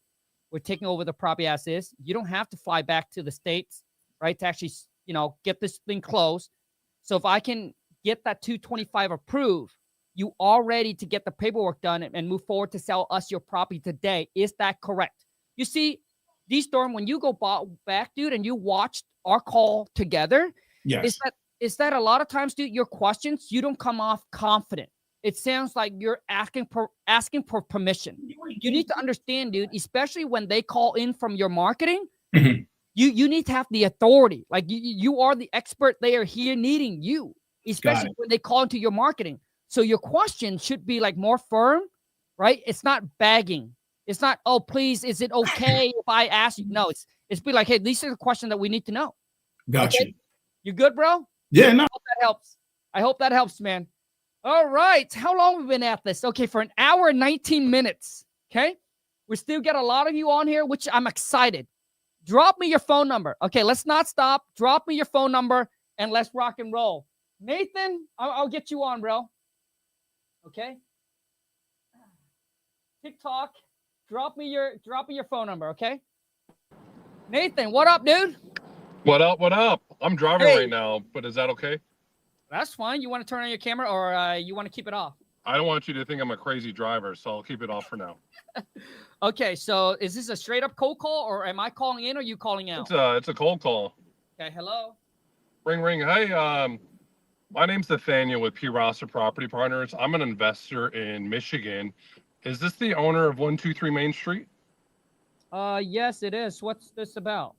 Yeah, so I was just actually driving in your neighborhood. I just got done talking to a seller not too far from your property, but I reached out to my team, and they were able to look up your property tax records and thought you might be considered in selling your property. Yeah, I mean, I don't know how they get that idea, but yeah, I mean, like, if the price is right, I would consider selling, but I'm not sure where you guys got those information from. Oh, no problem. I take full responsibility. We're just looking at the neighborhood here. As I mentioned, I just talked to a seller right down the road from you on Olive Street, and I came across your property on Main Street, and I wanted to reach out to you to see if you might be considering selling, or maybe a neighbor that's looking to sell. Okay, so Nathan, that is a lot better than whatever it is that you just said earlier. Okay. I agree with you. Yeah. Well, I mean, like I said, if I got the right price, then I would definitely consider selling it. It's been it has been a second home for me. I don't really use it that much. So, Okay. So if I were to get the right price, I mean, it's probably best if I just sell it then. Yeah, before I can make you an offer, I would just need to know a little bit more about the property's condition. Do you have 15 minutes? Okay. So, okay, hold on a second. Nathan, so right here, right? The seller never said about making an offer. And like I said, a lot of you, what you need to do is you need to take the answer, like whatever the seller say, please just use that to build the rapport. So I would come in, I would be like, okay, so Nathan, it seems like this has been your second home and you're not using it anymore. So at this point, you rather just sell it and instead of just keeping it. Is that correct? Like, dude, like you guys, all of you need to do that. Okay, so let's go. Yeah. So what do you want to know? Yeah, I mean, so as you mentioned, it sounds like your second property here. So it sounds like it's vacant, huh? Yes, it Okay. is currently right now. Sure. How long has it been vacant for? Gosh, probably 6 months. Okay, 6 months. Okay, that's good to know. All right. Now, we're using this as a rental property. I know you mentioned as a second home for you. Was this more like a vacation home? What's the situation here? Yeah, it's more of a vacation home, but we just don't use it as much as we think we do anymore. So that's why I would just like to sell it and just kind of be done with, Yeah, I get it. Vacant homes can be definitely a headache, with it being with the taxes, the utilities that you're still paying for, keeping it maintained. If you were to sell this property today, what would be the next steps in the new chapter in your life?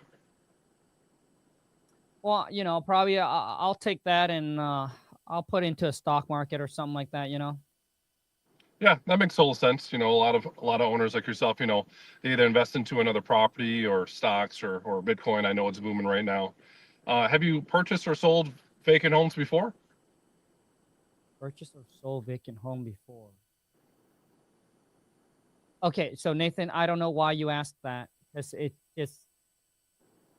Great question. So the reason why I asked is just to understand a little bit more of your experience. Is this the first time you've tried to sell your home before, or have you tried to sell with an agent before? Oh, yeah. I mean, I think the better question is like, hey, is it, okay. So, no, I've not. This is the first time. Okay, sounds good. So tell me more about the property here. It definitely looks like a wonderful property here on Google Maps here. Why aren't you renting it?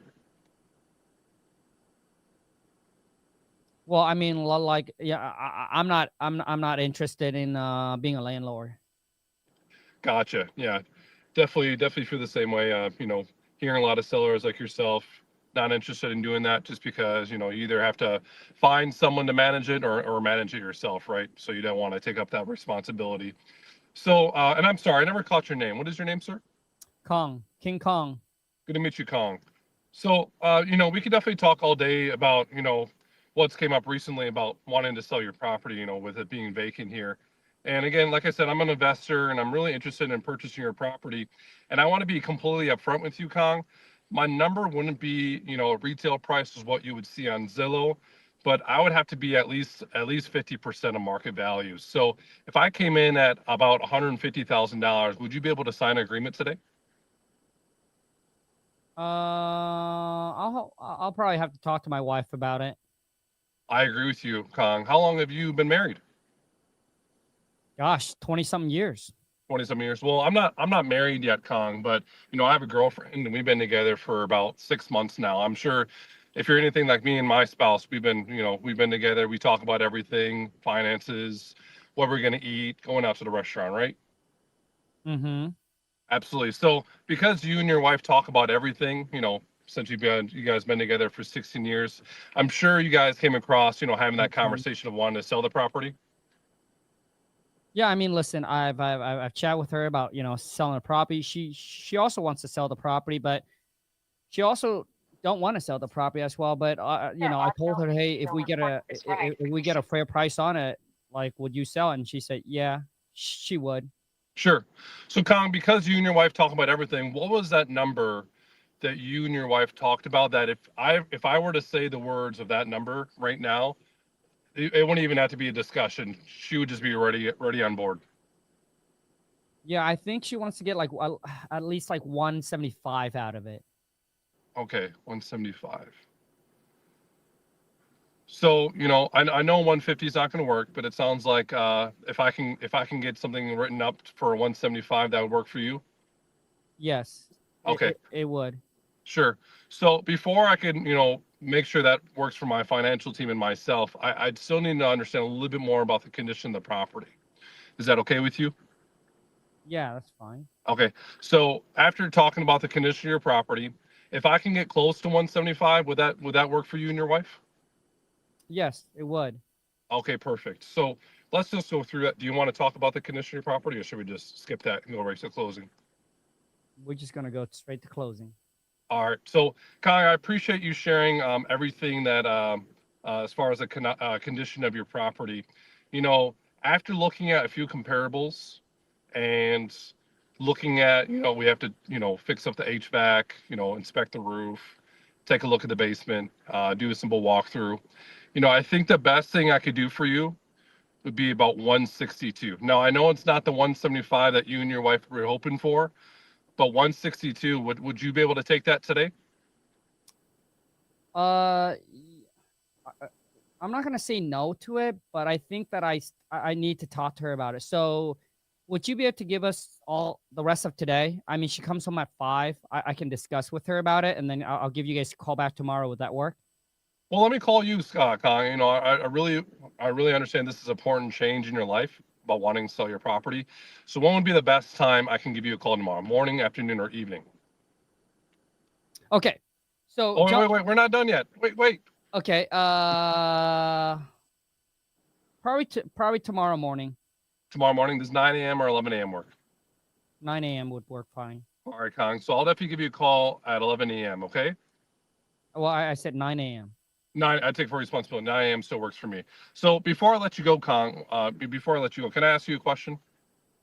Yeah, go ahead. Kong, I understand that you and your wife need to talk about it this evening. It's not the 175 that you two discussed. What do you expect to change from today and tomorrow that would be able to help you make that decision? Well, I mean, nothing, she really wanted the 175, but I understand that you guys obviously can't go to the 175. So I would have to discuss with her and see if I can convince her to actually, take this 160, 162. Gotcha. I understand. So besides the number of 162, is there any other reason why you need to think it over with your wife? No, I think it really comes down. It's just, just the price. Gotcha. So I understand that this is a really important step into your life. I understand that you really want to sell the home. It's been vacant for 6 months now, and those utilities are not going to go anywhere. You got to keep the water on. So I really want to get this going for you, Kong. So what number would work for you and I today where we can get this agreement going? Well, I mean, like I said, you know, the 175 is where she wants to be. Anything less than that, I really have to talk to her about it. I understand, Kong. So why don't we set up that call tomorrow at 9 a.m.? I understand you still need to think it over. If you have any questions from now until then, please let me know. Sound good? Jonathan, I'll let you go. So, Jonathan, I mean, here's a couple of feedback that I can give you, man. So, number one is I think that all of you have that little issue with transition and building rapport, right? When I said, hey, King Kong, hey, that movie was pretty dang famous, right? So, you know, it's something like that, right? Or the big, whatever it is. But you guys got to come in. That was awkward. No, that was awkward. But you understand what I'm saying, right? You got to come in and you got to build that rapport, man. And then secondly, you know, it's whoever mentioned a number first loses, right? So the question is, you know, Nathan never asked about the mortgage amount. Secondly, he never asked, okay, so what other property is selling for in the market? Are you aware of? Right? What do you think the property's worth? What's the tax assessed value on it? Right? A lot of you need to get the numbers before you present the number. Hey, if we're willing to buy the property in the assets condition, we'll take care of all the work, all the repair that needed on the property. Right? What's the best that you can do? What's the least you guys would take? Right? So I think there's a lot of weakness there. Nathan, I think there's a lot of improvement that can be done on that call. Is this the first person to say something after the price loss? Yes. It's the first person to say something after the price loses. I'm not sure exactly what that means, Nathan. For me, it's typically when we come in, even the property's listed. Let me call you. Let me call a seller. Hopefully that she'll pick up the phone, okay? Let me show you guys how it's done. Gonna shut off my TikTok. Okay. Let me call a seller. Hopefully she picks up, man. I mean, I really want to get her. Hold on a second, Lon. Lon sent me something to look at. I'm not a fitness guru, but she sent me this. Yes, it's bad. Yes, it's bad. 16% fat. You want it under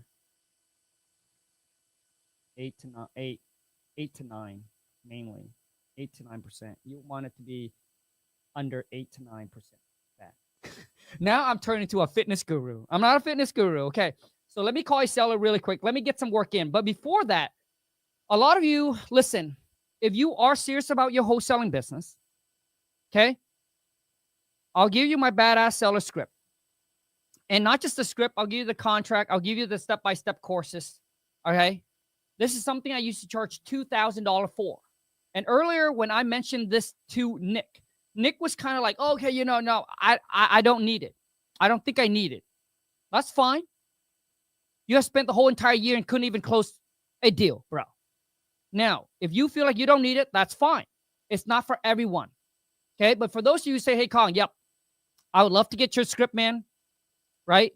If you need the contract, I'll give you a step-by-step virtual wholesaling course showing you step-by-step exactly how I would wholesale. Not him, not her, not other guru you follow, how I would do it. Okay? All I know is there's only one King Kong on social media that virtually wholesale. We lock everything over the phone. We don't meet the seller, don't see the property. I'll turn you from a zero into a stone cold closer. I used to charge like $2,000 for this. Now I decided, you know what? I'm just going to put it in a community where you can get it for $67 a month. Let's just say that you decide, you know what, Kong? All I need is the script. Pay $67. You can get in. You can cancel. You can get out. Totally up to you. But I'm telling you, there's so much value in the community that when you come, you will never want to leave. I drop new courses every single week. Like today, I just dropped some seller objection where I'll show you how to handle, like they said anything. I'll show you how to handle all of that. So just go to skool.com/WTM club. For Instagram family, DM me the word Skool. SKOOL. I'll send you the link. Okay? Info's there. The choice is yours. Okay. One more. Let's just do one more and we're going to wrap this up, man. I'm getting hot in here. Okay. Now, if you like Kong, how can I work with you and your team directly? So this is more like a hands-on mentorship. It's not a course. Go to coachwithkong.com. And if you're on Instagram, DM me the word mentor. I love to spend the whole 2026 with you, work with you hands in hands, and show you exactly step by step where you're not just watching the course and go do it alone, but we have live class every single 5 days a week. Not every day, but 5 days a week, Monday through Friday, to cover everything about your wholesaling business, okay? And help you build your wholesaling business, virtual wholesaling business, where you can work from home from scratch. Now, this is pricey. It's going to cost you a lot, but less than your freedom. Nothing costs more than your freedom, okay? So if you want to continue stuck, dude, do whatever you need to do. Okay. Instagram family, I need a phone number. Oh, Joshua, didn't we talk already, bro? You want to try it again? Oh, Monty. Okay, Monty, I'll give you a call.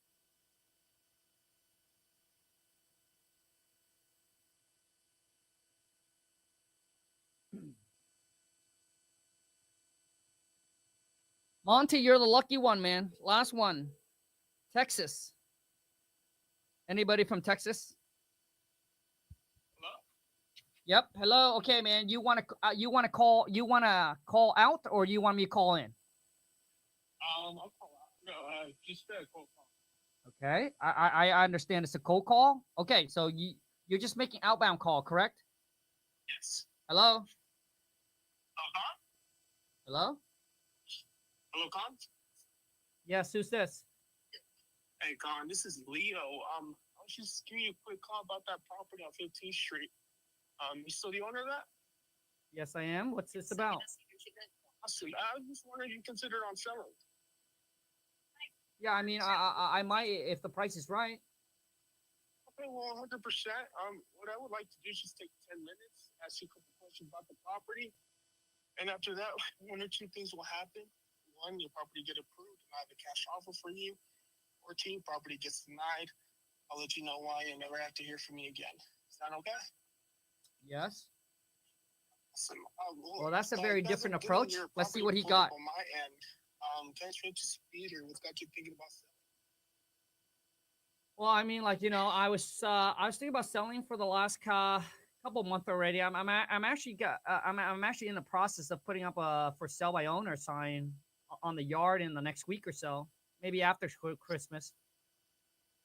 Mm-hmm.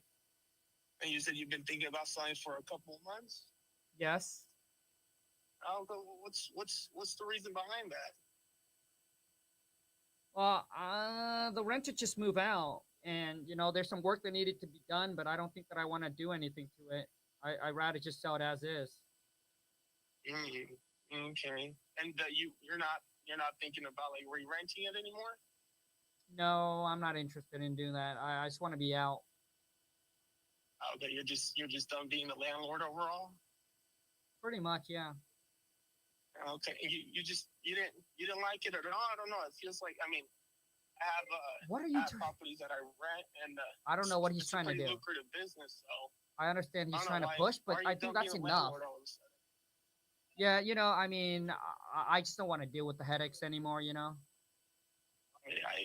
And these tenants were these like good or bad tenants? I don't know what he's trying. I mean, they are good. I'm just getting up in the age where I just don't want to be a landlord anymore. I just want to sell and just be done with. Well, you sound pretty young, Con. How old are you? 75. 75 years old. Wow. And then how long have you been in real estate for? I mean, I'm not like a real estate investor or anything like that. I just happen to, to own this one rental. I move out of state, so I turn into a rental property, and I just pretty much just want to sell and just want to get out just being a landlord, and I just want to, just sit on the beach and drink pina colada. Oh, okay, very nice. Where are you going? Are you looking to go to Cancun or? I don't know, Europe or we're going to Bahamas. No, man. I mean, if we're gonna go anywhere, I think Tijuana is probably the best place. Tijuana. Yeah, I don't really know. My family's not from Tijuana, but they're from Mexico. And He does. He probably don't even know what Tijuana is now, man. That's the place to be. It's supposed to be a especially joke, but he when doesn't. it gets cold and rainy over here in the States. Yeah. Yeah, okay, awesome. Well, I mean, just not trying to shift I would have gears say too fast, Tijuana. That but, sounds I like a do have trouble questions about place. the Kong, you property. sure you want to go there? I have here. It I'm says 75. You know, I mean, 3 bath property. Sorry, yeah, 4 bedroom. I don't even 3 know bath when I'm gonna die. property. You know. Does that sound about right? Yes. And 2,000 square feet. Yes. Okay, awesome. And I have here that it was built in 1990. Yes. Correct. Awesome. Now, just on the when we walk into the house, are we still walking into 1990, or I mean, what year exactly are we walking into? Well, I mean, if you're gonna walk in the house, I mean, you're probably walking into 2026 by the time we close on this. Well, I'm saying like overall condition of the property. Like, I mean, is Dude, is the property, hey, you know fully what, man, renovated? bro? So what's your name, dude? Leo.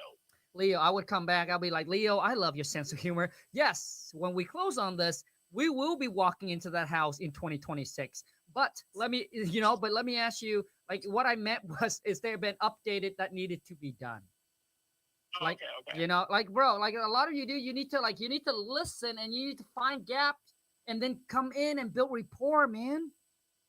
Okay. Gotcha. Okay.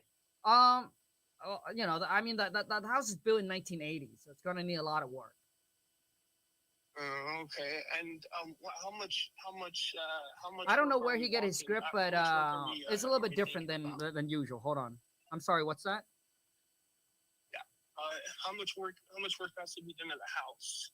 I don't know. I mean, gosh, probably like 40, 50,000. 40, 50,000, and that $50,000, would that be put into, I don't know, the kitchen, the bathroom, Okay, living room? like right here, bro. Because earlier I said I would go to Tijuana. Right here, I would say so 40 to 50,000 peso, or is that USD? Anyways, Okay. dude, well, what I'm trying to say is you guys just need to come in, man. Find ways to build rapport, man. If you can make the seller laugh, bro, you win. You probably win 80% of the call already, man. 100%. That's exactly what I would say, man. Like on this call, if that was the real seller that says that, that's exactly what I would say. No, we're talking about USD, but anyways, yeah, it's about 40 to 50,000. Okay, 40 to 50,000, and now is that pesos or USD? Yeah, funny. It's gonna be USD. Awesome. And kind of going back to my last question, is that is that money going to be used for like the living room, the kitchen, you know, the bedrooms? Okay, bro. Right here, dude. I think you guys drag out too much about the condition of the property. Because all you need to know is, hey, what kind of work or updates that we would have to do to the property after we buy from you. And they'll be like, well, this is okay. Let's just say they'll be like, yeah, it's going to be 50,000 or so. You'll be like, okay, got it. So Leo, it's going to be about $50,000 to renovate the property to put it in perfect condition. Is that correct? Like, dude, like you guys are taking out way too. Okay. Yes, that is correct. It's 50,000, and I think that you guys can plenty. That's going to be plenty for you to do all the work that is needed. Okay. All right. Cool. Damn, I lost my train of thought for I was going after this. Okay, just okay, so the next question should be, bro. Okay, that's great. You know, I would say, Leo, thank you so much for all the information. Greatly appreciate it. That does help us out a lot. Now, is there a mortgage that we need to pay off?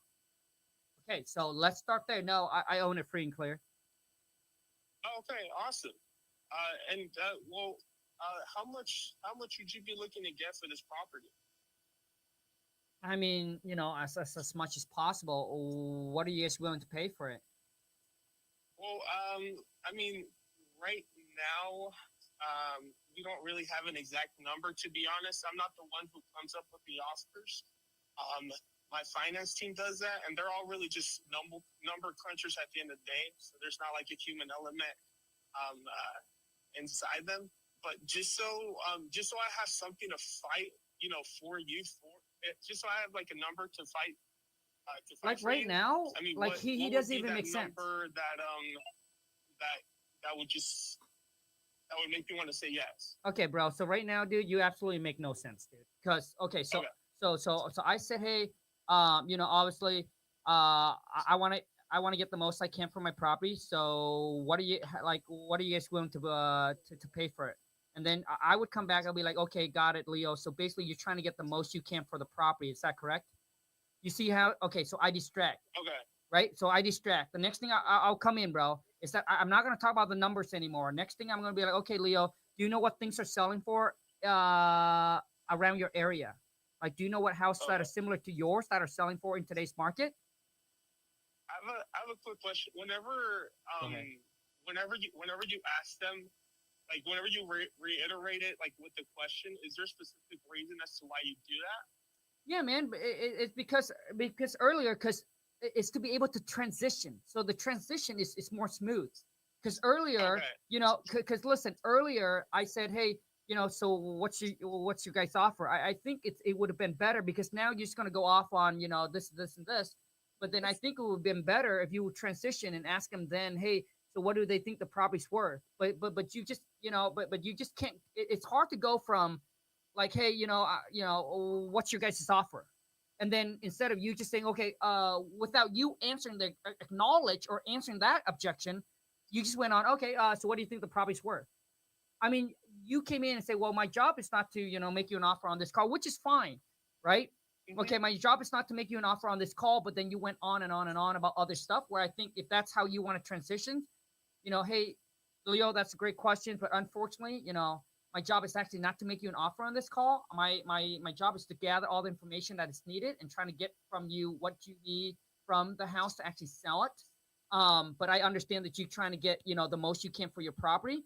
Now, Leo, I just want to understand from you, do you know what other similar property are selling for in today's market that's similar to yours? That's how I would transition. Okay, so let's just say, yeah, I mean, there's a house down the street. My neighbor just sold his house for $350,000. Your neighbor just sold their house for $350,000. That is correct. Yeah. Do you know if this was like like through a realtor or with the cash offer? I mean, I have no clue if it's sold for cash or not, but I just know that he sold his property. I mean, it was listed on the market, so I suppose it must have gone through a real estate agent. Okay, and since your neighbor sold his for $350,000, is that something that you're wanting to guess for? Well, I mean, I'm not looking to get $350,000 because I know that his house probably has been updated because he puts a lot of work into it. So 100%. So I know that I'm not going to get $350,000 for it. But so I mean, I guess my question to you, Con, if you're not, I mean, I know you said that your neighbor sold it for $350,000, and I mean, if $350,000 is not exactly what you want, I mean, just give me a ballpark here. Where would you have to be for this to make sense for you? Well, I mean, like, yeah, probably like around 275. 275. Mm-hmm. Okay. And let's say if I were, to pull some strings over here on my end, we're able to take care of all the closing costs, no realtor fees, buy the house as is, so you don't have to make any of the remodels or anything, and we can close within 45 days. What's the best number? What would be your best number? 275. 275. And there's no wiggle room on that? Well, I mean, like, why don't you just talk to your finance department and see what they can offer? But yeah, as of right now, I'd like to get 275 for it. Okay. Well, I'll tell you what I'll do. I'll go talk to my finance department, and I'll see. Okay. Hold on a second, Leo. Let's stop. Let's say you call me back, and let's say you call me back. Now it's time for you to make the offer, and we're gonna go straight into the offer. Yeah, I mean, yep, 275 is what I want to get for it. All right, awesome. Well, all right, cool. Sorry, let me start over.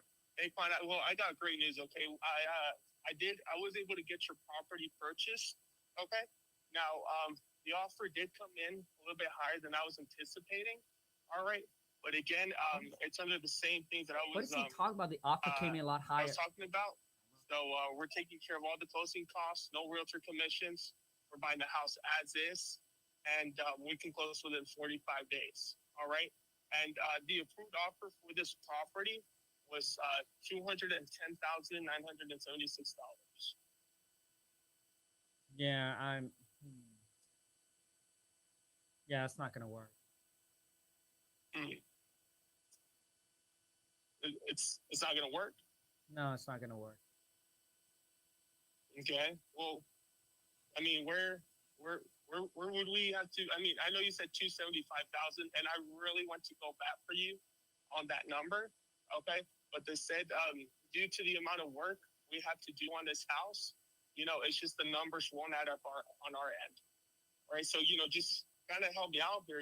Where would we have to be for this to make sense for the both of us?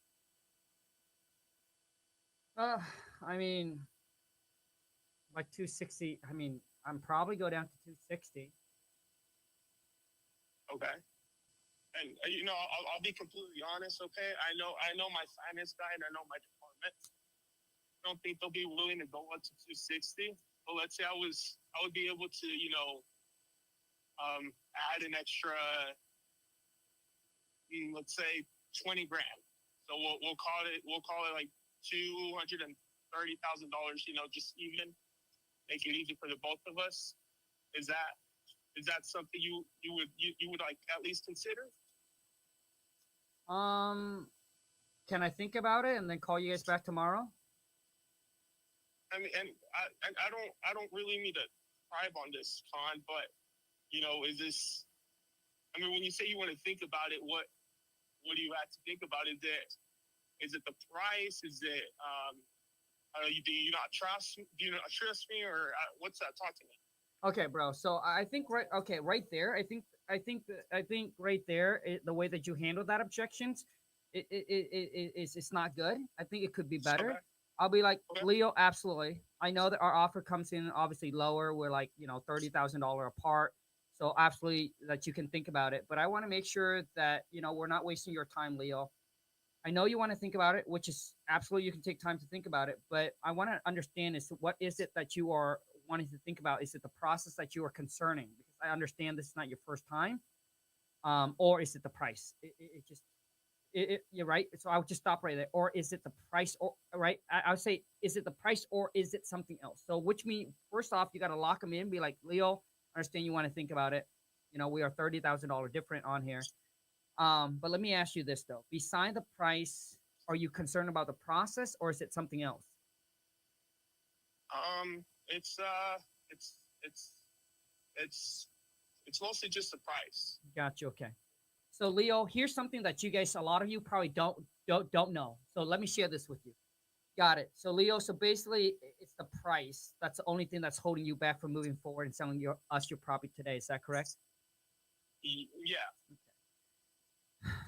Leo, I mean, if this was like 3 years ago, we would have probably we could have paid you that 260 without hesitation, no problem.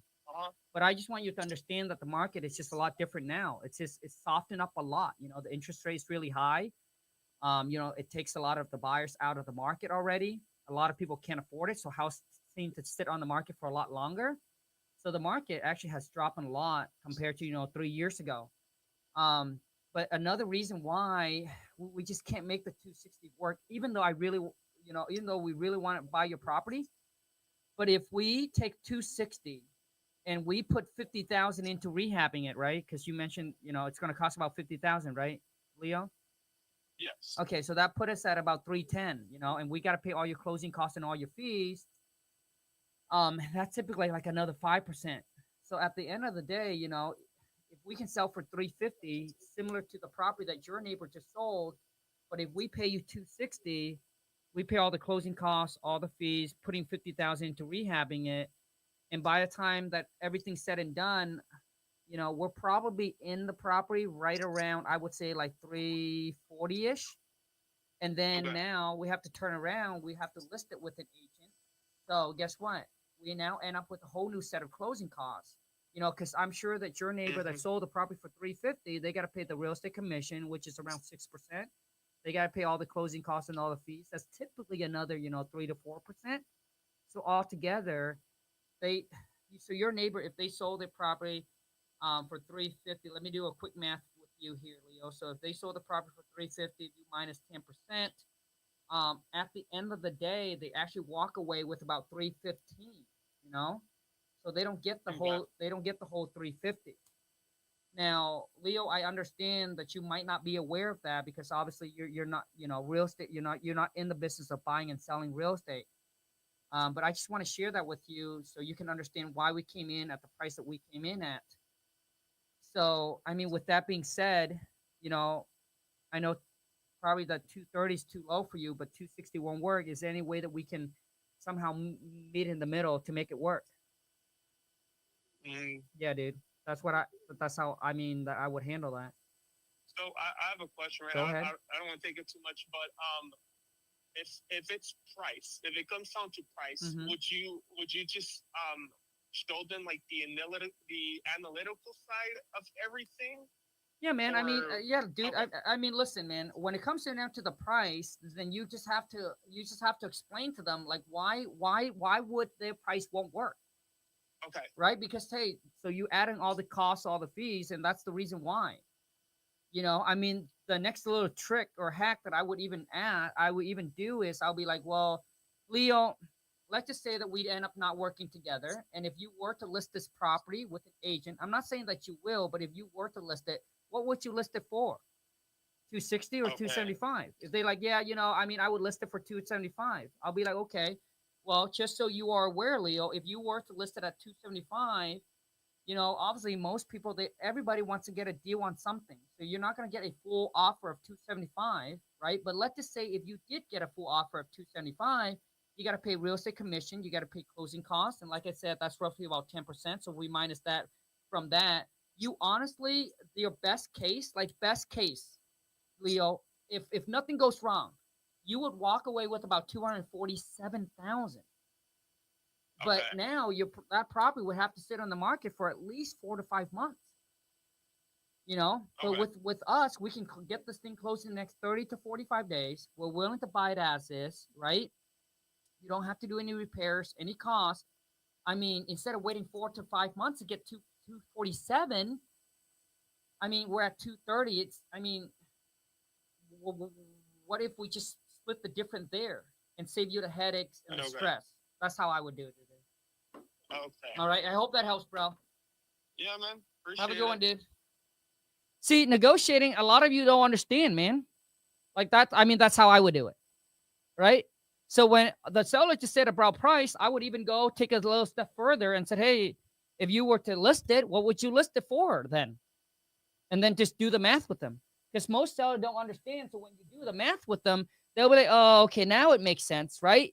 So if they're analytical, their numbers, dude, you got to talk about numbers. But a lot of you might not know the numbers because you don't know what all the costs and all the fees is, now, which you just learned how. Going to be about 10%. Okay, my friend? That's how you do it. And now you got to also talk to them. That's not including holding costs, waiting for your property to sell, right? So I know you don't have a mortgage on it, but you got to pay, water, utility, electrical, all of that, right? All the costs. Anyways, and that's how you would play that. I got a seller I need to call, right? Hold on a second. Let me try to call her. She won't answer, though. Came from one of our leads on Facebook.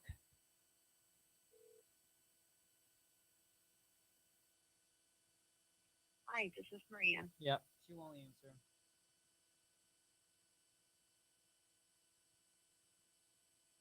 I did say I'm going to call an agent, right? I did say I'm going to call a realtor, right? Okay, let me call a realtor.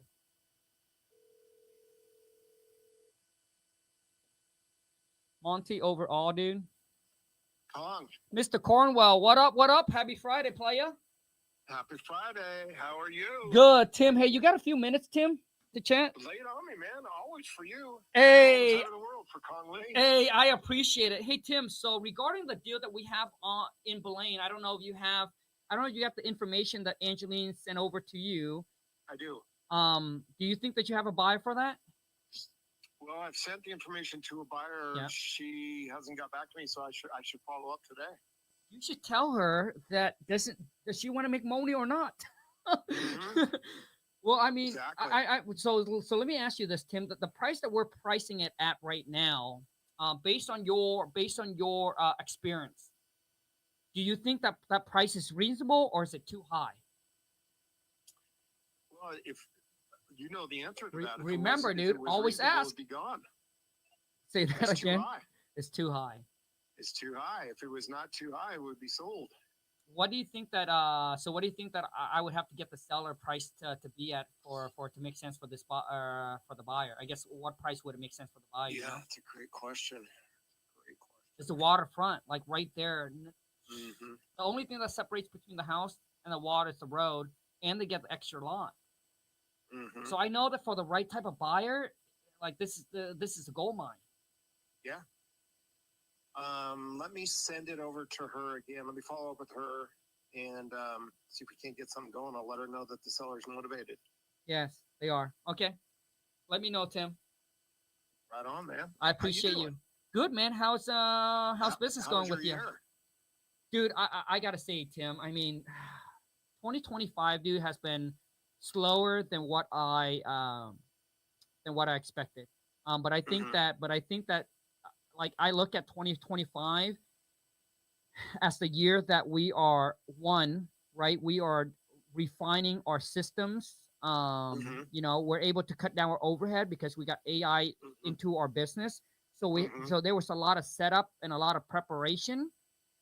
So I guess even though 2025 is a lot slower than what I like, but I think that it's a year for me to plant and to get everything straight, and then hopefully that I can crush it in 2026 to make back for 2025, man. Heck yeah. How about you, Tim? Heck yeah.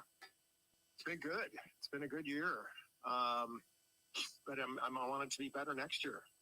Nice. You know, so I'm investing in my business through YouTube, creating a YouTube channel, and I'm going to be posting a lot of content through my YouTube. Nice. We'll see if that works.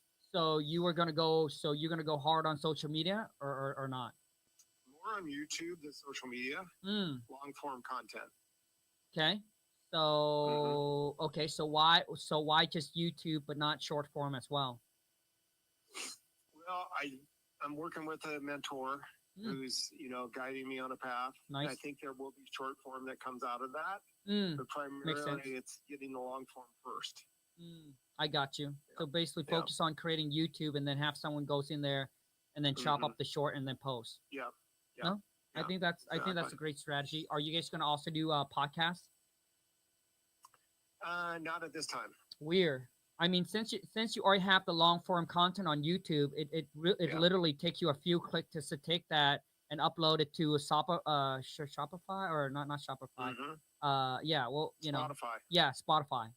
So Spotify. I'm just curious why wouldn't you guys just take the extra step and do that? I'm just curious. I'll have to ask. You should ask him because I think podcasts. I think so far, like I don't, Tim. I know I should, but I don't do it, and that's why I'm giving you. That's why I'm telling you because that's not like you. Because I know because some of my other influencer friends said that a lot of their conversions also coming from like podcasts because long form is really truly where the conversion is because you're able to build more. They're listening like just like everything, right? If they watch you for an hour, 2 hours, 3 hours, 10 hours, they're more likely to obviously do business with you. Right. So yeah. Anyways, I'm glad that you're gonna go into the whole social media and start building your personal brand, Tim, because dude, you got so much knowledge, man, so much experience to give to the world, man. It's Thank you. It's a shame that you haven't blown it up. I know. You've been I know hiding, it. I dude. know it. You've been You're gatekeeping, right. man. You're right. All right. You're right. I agree. Hey, whenever that is launched, dude, send me the link. I'll be a subscriber. I love it, man. I appreciate that. All right, Tim. Let's what? And let me get this. Let me get this bling. Let's see if I can do something with the bling for you. Let's go get this money, bro. Okay. All right. Later, Thanks, Colin. superstar. Yep. Yeah. Bye. All right. See you. Remember, you guys always comes in and always add value to whoever it is, man. Whoever it is that you guys come across, never be the one who comes in and try to take, right? Let me give you guys some example of people that are in business for a long time, but I don't think they understand business. Now, I do want you to know that I'm not the know-it-all. Like I don't know it all, right? I don't know it all, because if I know it all, dude, I would have made way more money than I am today. So I don't know it all. But what I do know is I see a lot of people make the mistakes of going into business and always take, never give. Let me give you an example. When people invite me onto their podcast, I never want to sell anything. They're like, hey, Kong, you know that you can, I'm okay with you pitching. I'm okay with you selling. When people bring me on their podcast or invite me to an event, never. I don't need it. I never pitch. I never have to sell. I don't want, right? I said, my goal there is to provide value for their listener and for whoever it is who come to the event without any pressure of buying anything from me. Like that's not what I want. That's not my intention. But I know that a lot of people's intention is to get onto my podcast or my platform to sell. Like, bro, like for me, dude, like I would never like that relationship. Like, I don't care how much money you make. I don't care how much value you can, like, to me, dude, that's just not the relationship that I want to build. Like, for example, I got this guy who he brought me on his podcast. So I just like, you know what? I should return the favor. But from now on, I would never do it again. You want me on your podcast? Okay. You're the one who reached out and wanted me to be on your podcast. Okay, cool. I'll be on it if I want to. But if I don't feel like bring you onto my podcast, I would never return the favor. I feel like I don't need to. And the reason why is right when he got on my podcast, right, on my YouTube, the next thing he texted me was, hey, Kong, I got an event that come up. Would you promote it for me?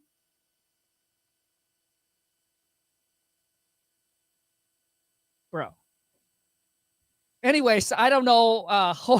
Like for me, it's like I just don't know, man. I mean, like to me, that just don't make sense, dude. Like, you know what I mean? Like when I went on his podcast, I never pitched anything, nothing. He even asked, I'd say no, I'm not. I want to make sure that this is just a valuable piece of content for for the people, for your viewer. I don't need to be on your podcast to get your followers to come and buy stuff from me. I don't need it. So for me, I don't think that you should start the relationship like that. When you start a relationship like that, then it becomes obviously very transactional. And I'm not like, yes, there are guys and gals who want transaction. Like I'm down, dude. I'm down with transactional relationship, right? That's why I said what friends, there's only a few. You only need 1 to 2 good friends. Like friends that, you know what, they're there for you no matter what, right? Obviously, those are hard to find. But for me now in my life today, when you start to make a lot of money, you realize that you don't have a lot of friends. You don't, honestly, dude, looking back, you probably don't. Most of them are transactional acquaintance. They're not like friends. When you run into trouble, they don't care, dude. You will know who your real friend is when you, 1, loses. When you either lost everything, you don't even need to lose everything. Austin, like social, let's just say that your friends come from social media. When you, Austin, becomes not popular anymore, people don't talk about you anymore, people don't want, like, or you're just not irrelevant anymore, or maybe there's a lawsuit about you or whatever it is, right? They just turn their back on you and be like, yep, I don't want to do anything with this person. I mean, that's just how it is, man. And the thing is, like, like if that happens, like, I don't blame that person, right? They don't want anything to do with it. That's fine, right? But I'm just saying, a lot of times when you start to make the money already, or especially if you have the following, you just need to understand that most of the people who comes to you is transactional. They're really not there. They're really not your friend. They're more like transactional. And everything is like that, right? What's in it for me? What's in it for you, right? And that's what I call transaction, right? There's what's in it for you, what's in it for me. That's all it is, dude. But but the real friends are the one that's been with you. They'll be like, dude, they're not talking about transaction, right? Those are the real friends. And those are hard to find, man. They're really hard to find. They're harder to find when you are rich, though. They're harder to find when you actually have the money, especially you got the money and you got the influence, right? Which means you got the following. Those are hard to find, right? Because they come into your life. There is a purpose. There's an intention. I'm just saying, I have no problem with transactional buddy, right? Boom, we're in here to make money, man. You already know that's why they call me the money guy, right? But we're here to make money. I understand that. But I'm just saying that when you start, I just like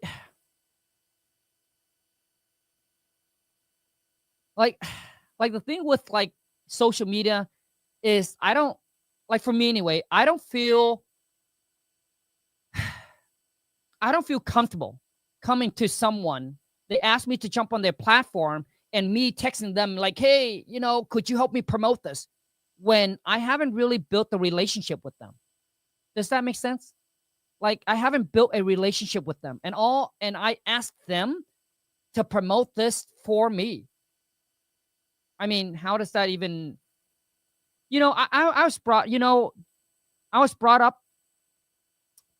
and this could be my weakness, right? This is, I believe that this is probably one of my weakness. Is this. I was brought up, okay, I'll answer your question. I was brought up obviously in an Asian culture, Asian family. And my dad and mom always taught me is never get something from somebody when you haven't earned it. Does that make sense? Like, if you haven't earned it, you shouldn't ask for it. Right? If you haven't earned it, then it's not your money. Anyways. And so my weakness is that I try to do everything like myself instead of asking for help, right? Leveraging off of other people. Like, I don't know, man. Once again, that could be one of my weakness. Is I know a lot of people reach out and want to do collaboration, but to me, in my head, I'll be like, I don't need it. Like, I don't need it. Like, I guess that's my attitude, which I know is not good, right? Like, I was like, I don't need it, bro. Like, if I make more money, great. If I don't, I don't care. Like, I don't need it. That's kind of my attitude. Which that's also the reason why I am not making as much as I could be making. I'm not growing as fast as I could be growing. But the attitude is like, I don't need your help, bro. Like, that's kind of like what it is. I don't need your help, dude. I'll do this alone. Like, if I get to 1 million followers on YouTube, great. If I don't, who cares? That's kind of like my attitude, right? Anyways, so I don't know if that makes sense to you guys at all who watch this. But I know it is my weakness. But that's my attitude.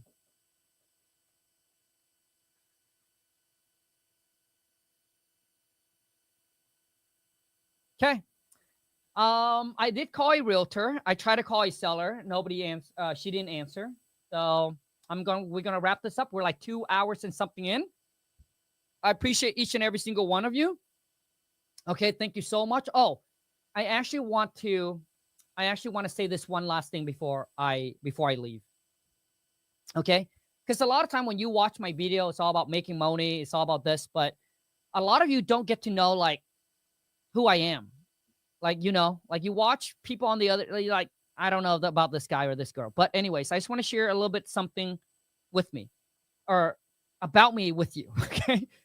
So let's just say there's this guy. Okay. There's this guy. He teach something that's also real estate, but it's different than what I teach. Right. And he wants to do a collaboration. which means, you know, he has a school community and I have a school community, right?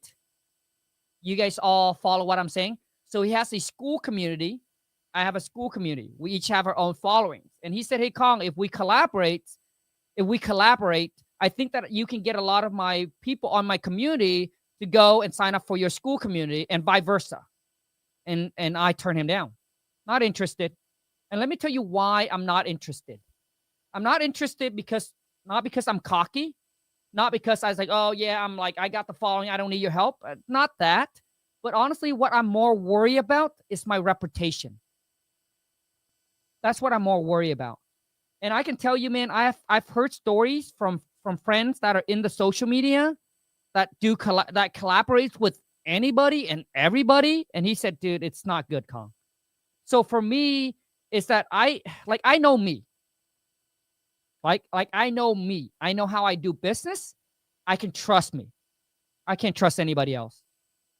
So I don't want him to come on to my community and then pitch something and then have my community because, hey, Kong, I follow you, I trust you, and whoever you brought on, I trust you, and then went and bought whatever he got and then end up to be a scam.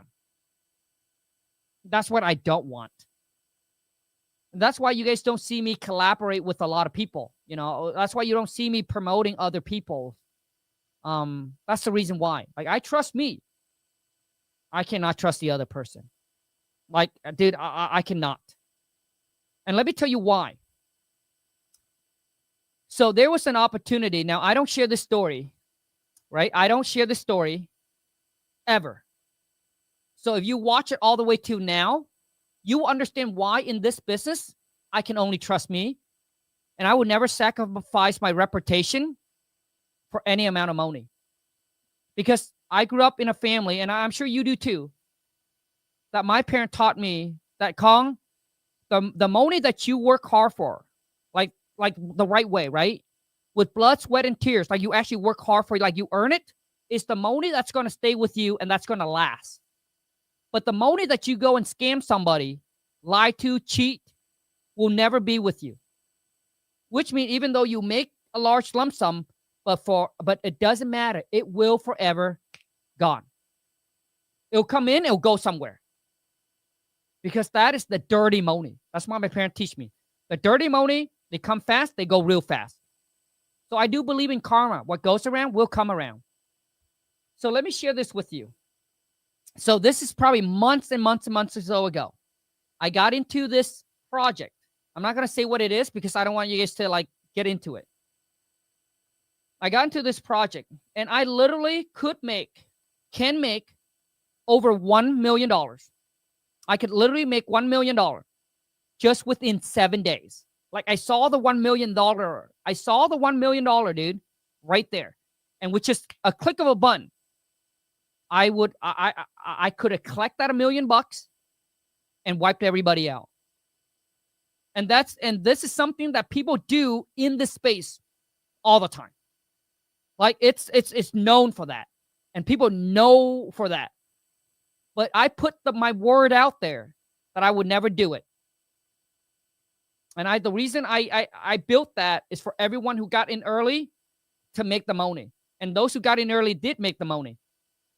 And I said, I will never just take the bag and run. And I didn't. $1 million was right there in front of me. And I would say 99.9% of the people will take the money, will run. Guarantee you. But you know what, man? I was brought up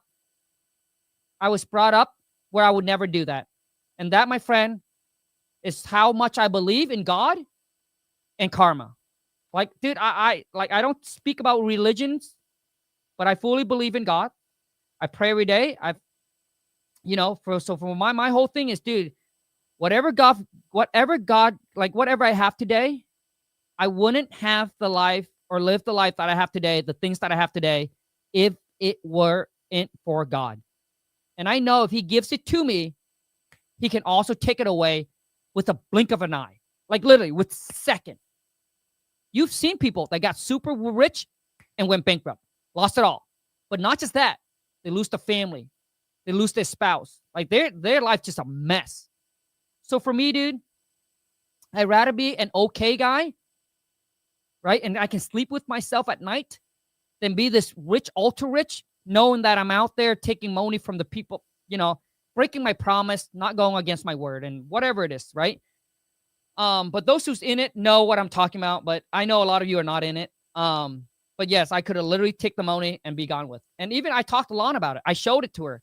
And Lon and I are very, very different. Like when it comes to like our personality, we're very different. But when it comes to how we brought up and how we're raised, we think exactly the same. We believe in karma. She's Buddha. I'm Catholic, right? Two different religions. But I don't believe that if you go to church, you go to heaven. And those who don't go to church will go to hell. Like, I don't believe that. Like, if you go to church, but you do bad things, you go to hell. I mean, listen, this is just my belief.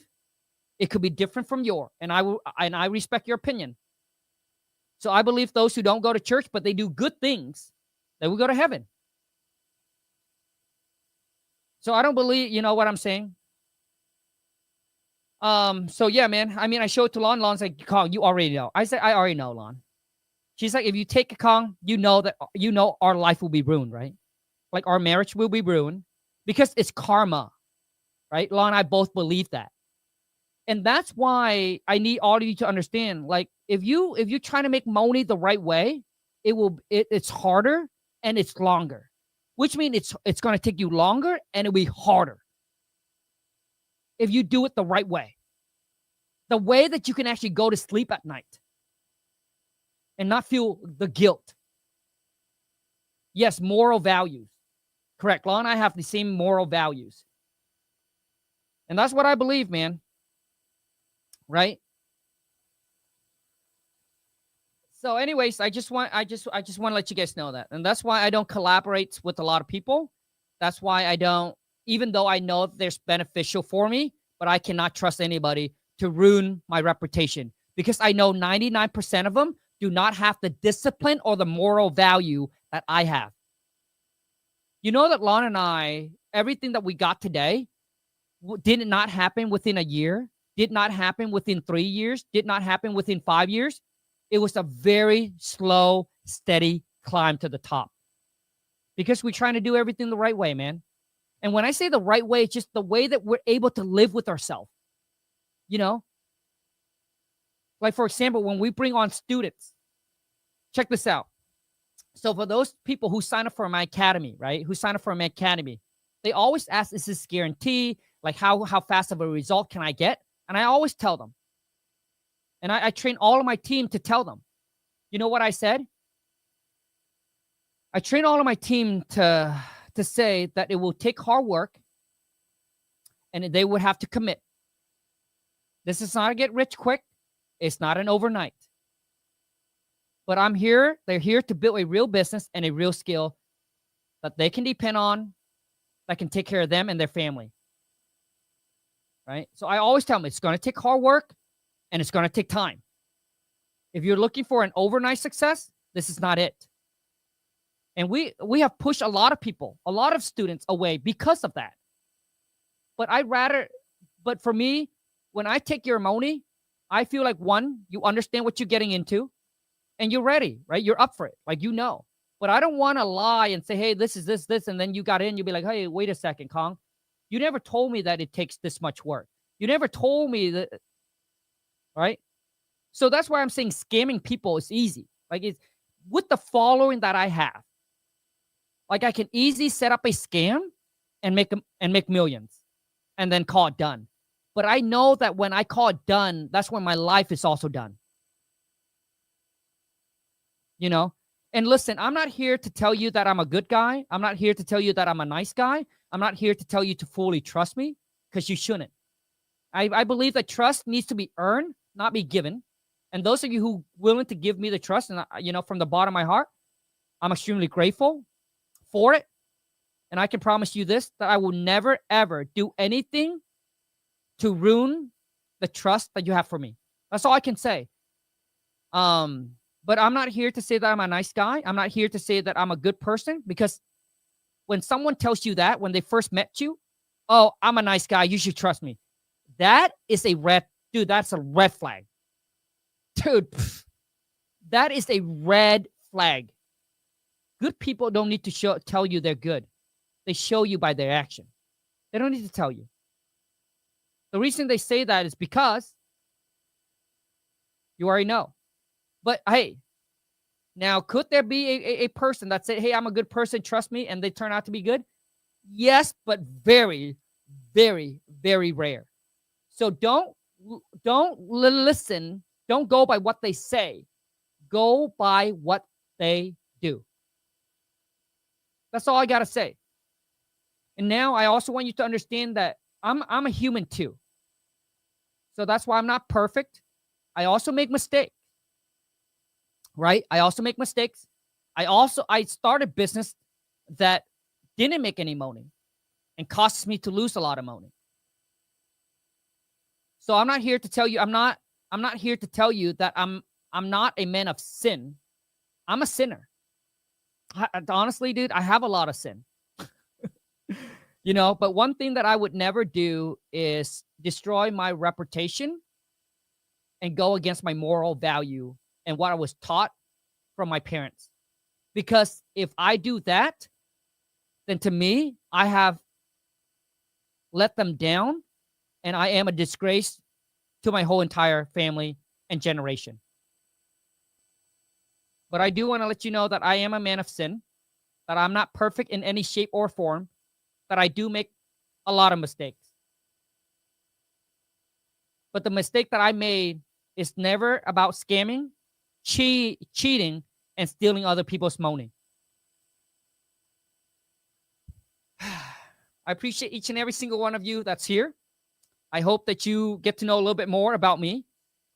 And I know a lot of times, you know, with my social media, with the thing that I post on social media, you know, obviously, depending on which video you watch, I can come off like, you know, this guy's cocky, this guy's arrogant, or he's an ass, or whatever it is. But I can tell you this, though. When we actually hang out, you will really understand that I am.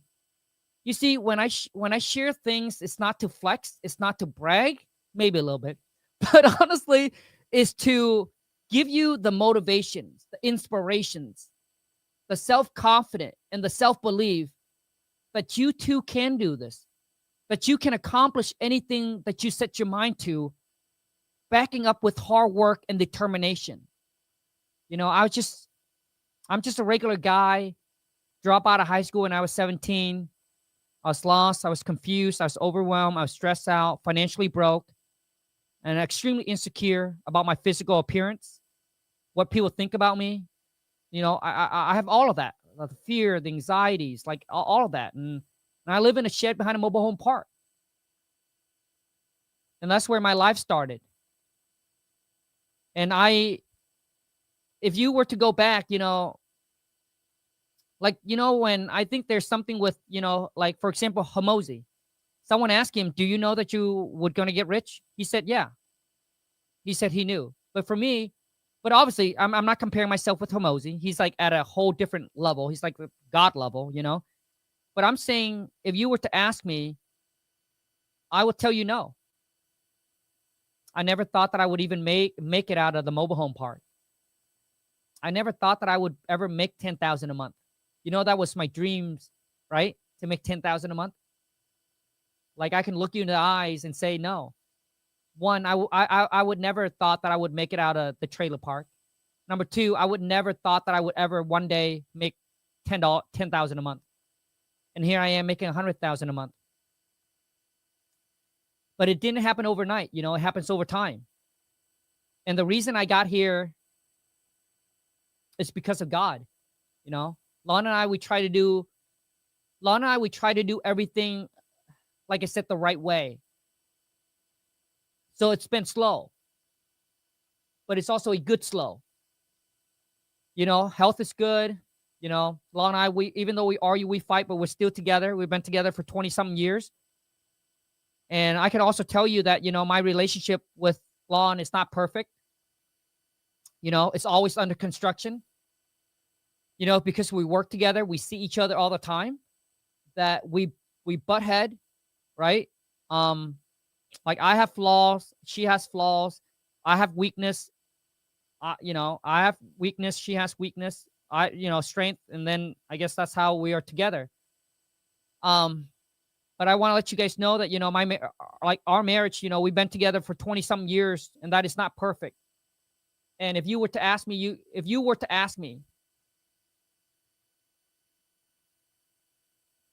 you know, what are the tips for a long lasting marriage?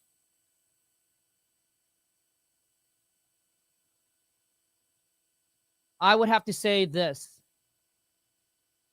I don't know the word, but but it's not about happy wife, happy life. You know, even though obviously we want to keep our wife happy, but it's not the happy wife, happy life.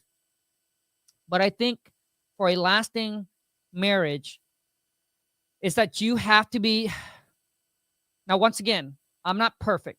Okay. I'm a man of many flaws, especially when it comes to relationship as well.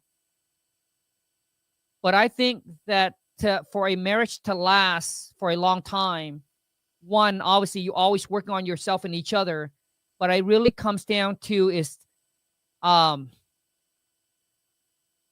your, I don't know the exact word, and maybe you can help me. It's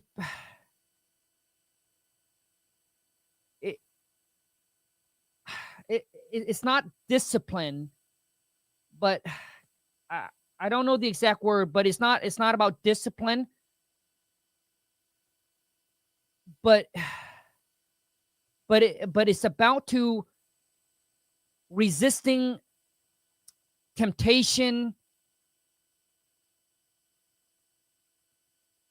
It's about resisting the temptation and sticking to the commitment that you make with the other person. You know, it's discipline yourself, knowing that there's a lot of temptation out there, but you choose not to do it, not because you can't,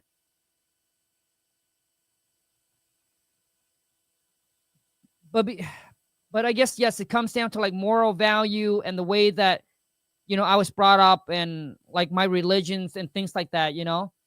Like, do you guys understand? Like, I don't have the exact word, but it's like, you know, like, I'm not saying me, but you know that there's things that you can do, but you like, yeah, you know what? I can't do that, man. I can't do that, man. I'm married. You know, I can't ruin a family because of this, you know, like really like discipline, right? You know, like I'm sure like with like men's or women's, same thing. Like there's time where you like, oh man, you know, that one little thing that you let go can ruin the whole entire relationships. But you're pulling yourself back, and you're like, yep, I can't do that, man. Because if I do that, I'll go to hell. If I do that, I'll lose, you know, like, do you guys understand what I'm talking about, right? But I guess yeah, it's like you choose this, and you resist everything else, and all the temptation that's like trying to pull you the other way, and you're like, no, I just can't. And this is why I believe that, you know, in Hollywood, most Hollywood marriage don't last, because you know why? Because they're playing movies, right? They're playing movies, kissing scene and love scene and all of this, and they're spending months and months away from their spouse, and they're hanging out with they hang out with this guy like for 6 months and for nothing to happen, you know. This is why Hollywood don't work. It's because it's already hard resisting something when that thing is right in front of you. Like, do you understand what I'm saying? So let's just say that you go to the gym and you're trying to work on your fitness, and you go home, you open your fridge, there's nothing in there but healthy food. So when you want to eat bad, you're like, oh man, I got to go drive for like an hour. Let's just say, oh man, I got to drive for an hour. Oh. So you just eat the healthy food. Does that make sense? But imagine you trying to eat clean, and you open your fridge and there's a pizza there, or whatever it is that you're thinking of, that you're craving for, and you open the fridge and it's just right there in front of you. Does that make sense? So it's harder. So that's why I don't believe, that's why that all these Hollywood or movie stars, their relationship, their marriage don't last, bro. It's because of that, man. Like, I don't care if you say it's work, dude, it's not work, man. When you're making out with somebody, when you're doing a sex scene with somebody, dude, that's not work, bro. Like, dude, that's like, you got to draw the line, dude. Like, I don't know about you, dude, but there got to be a line that's drawn. Like, how much money how much money for you to be okay with your wife making out with another dude, or she's rolling around naked with someone? Let's just say they didn't have sex, but naked in with somebody. Like, I don't know about you, man, but there's no amount of price that you can put on that. Like, I'd rather Lon and I go back living in a shed than someone said, hey, $1 billion for your wife to do that. No way, Jose. No way. No way, man. Not even $1 trillion, dude. Not even if I can become the most powerful. Like, no, man. No. Like, I cannot, dude. That's just not it, man. But that's just me. Hey, I'm just sharing with you. This is how I was raised. This is what I believe in. This is my moral value. Right? But that's just not me. But it could be for you, but it's just not for me. And I just don't believe how someone can be with somebody that has, yeah. Anyways, I appreciate each and every single one of you that's here with me. Thank you so much for taking time to be here to listen in, even though it's not real estate related or making money related. I'll see you guys on the next one. Ciao. And let's go get this money.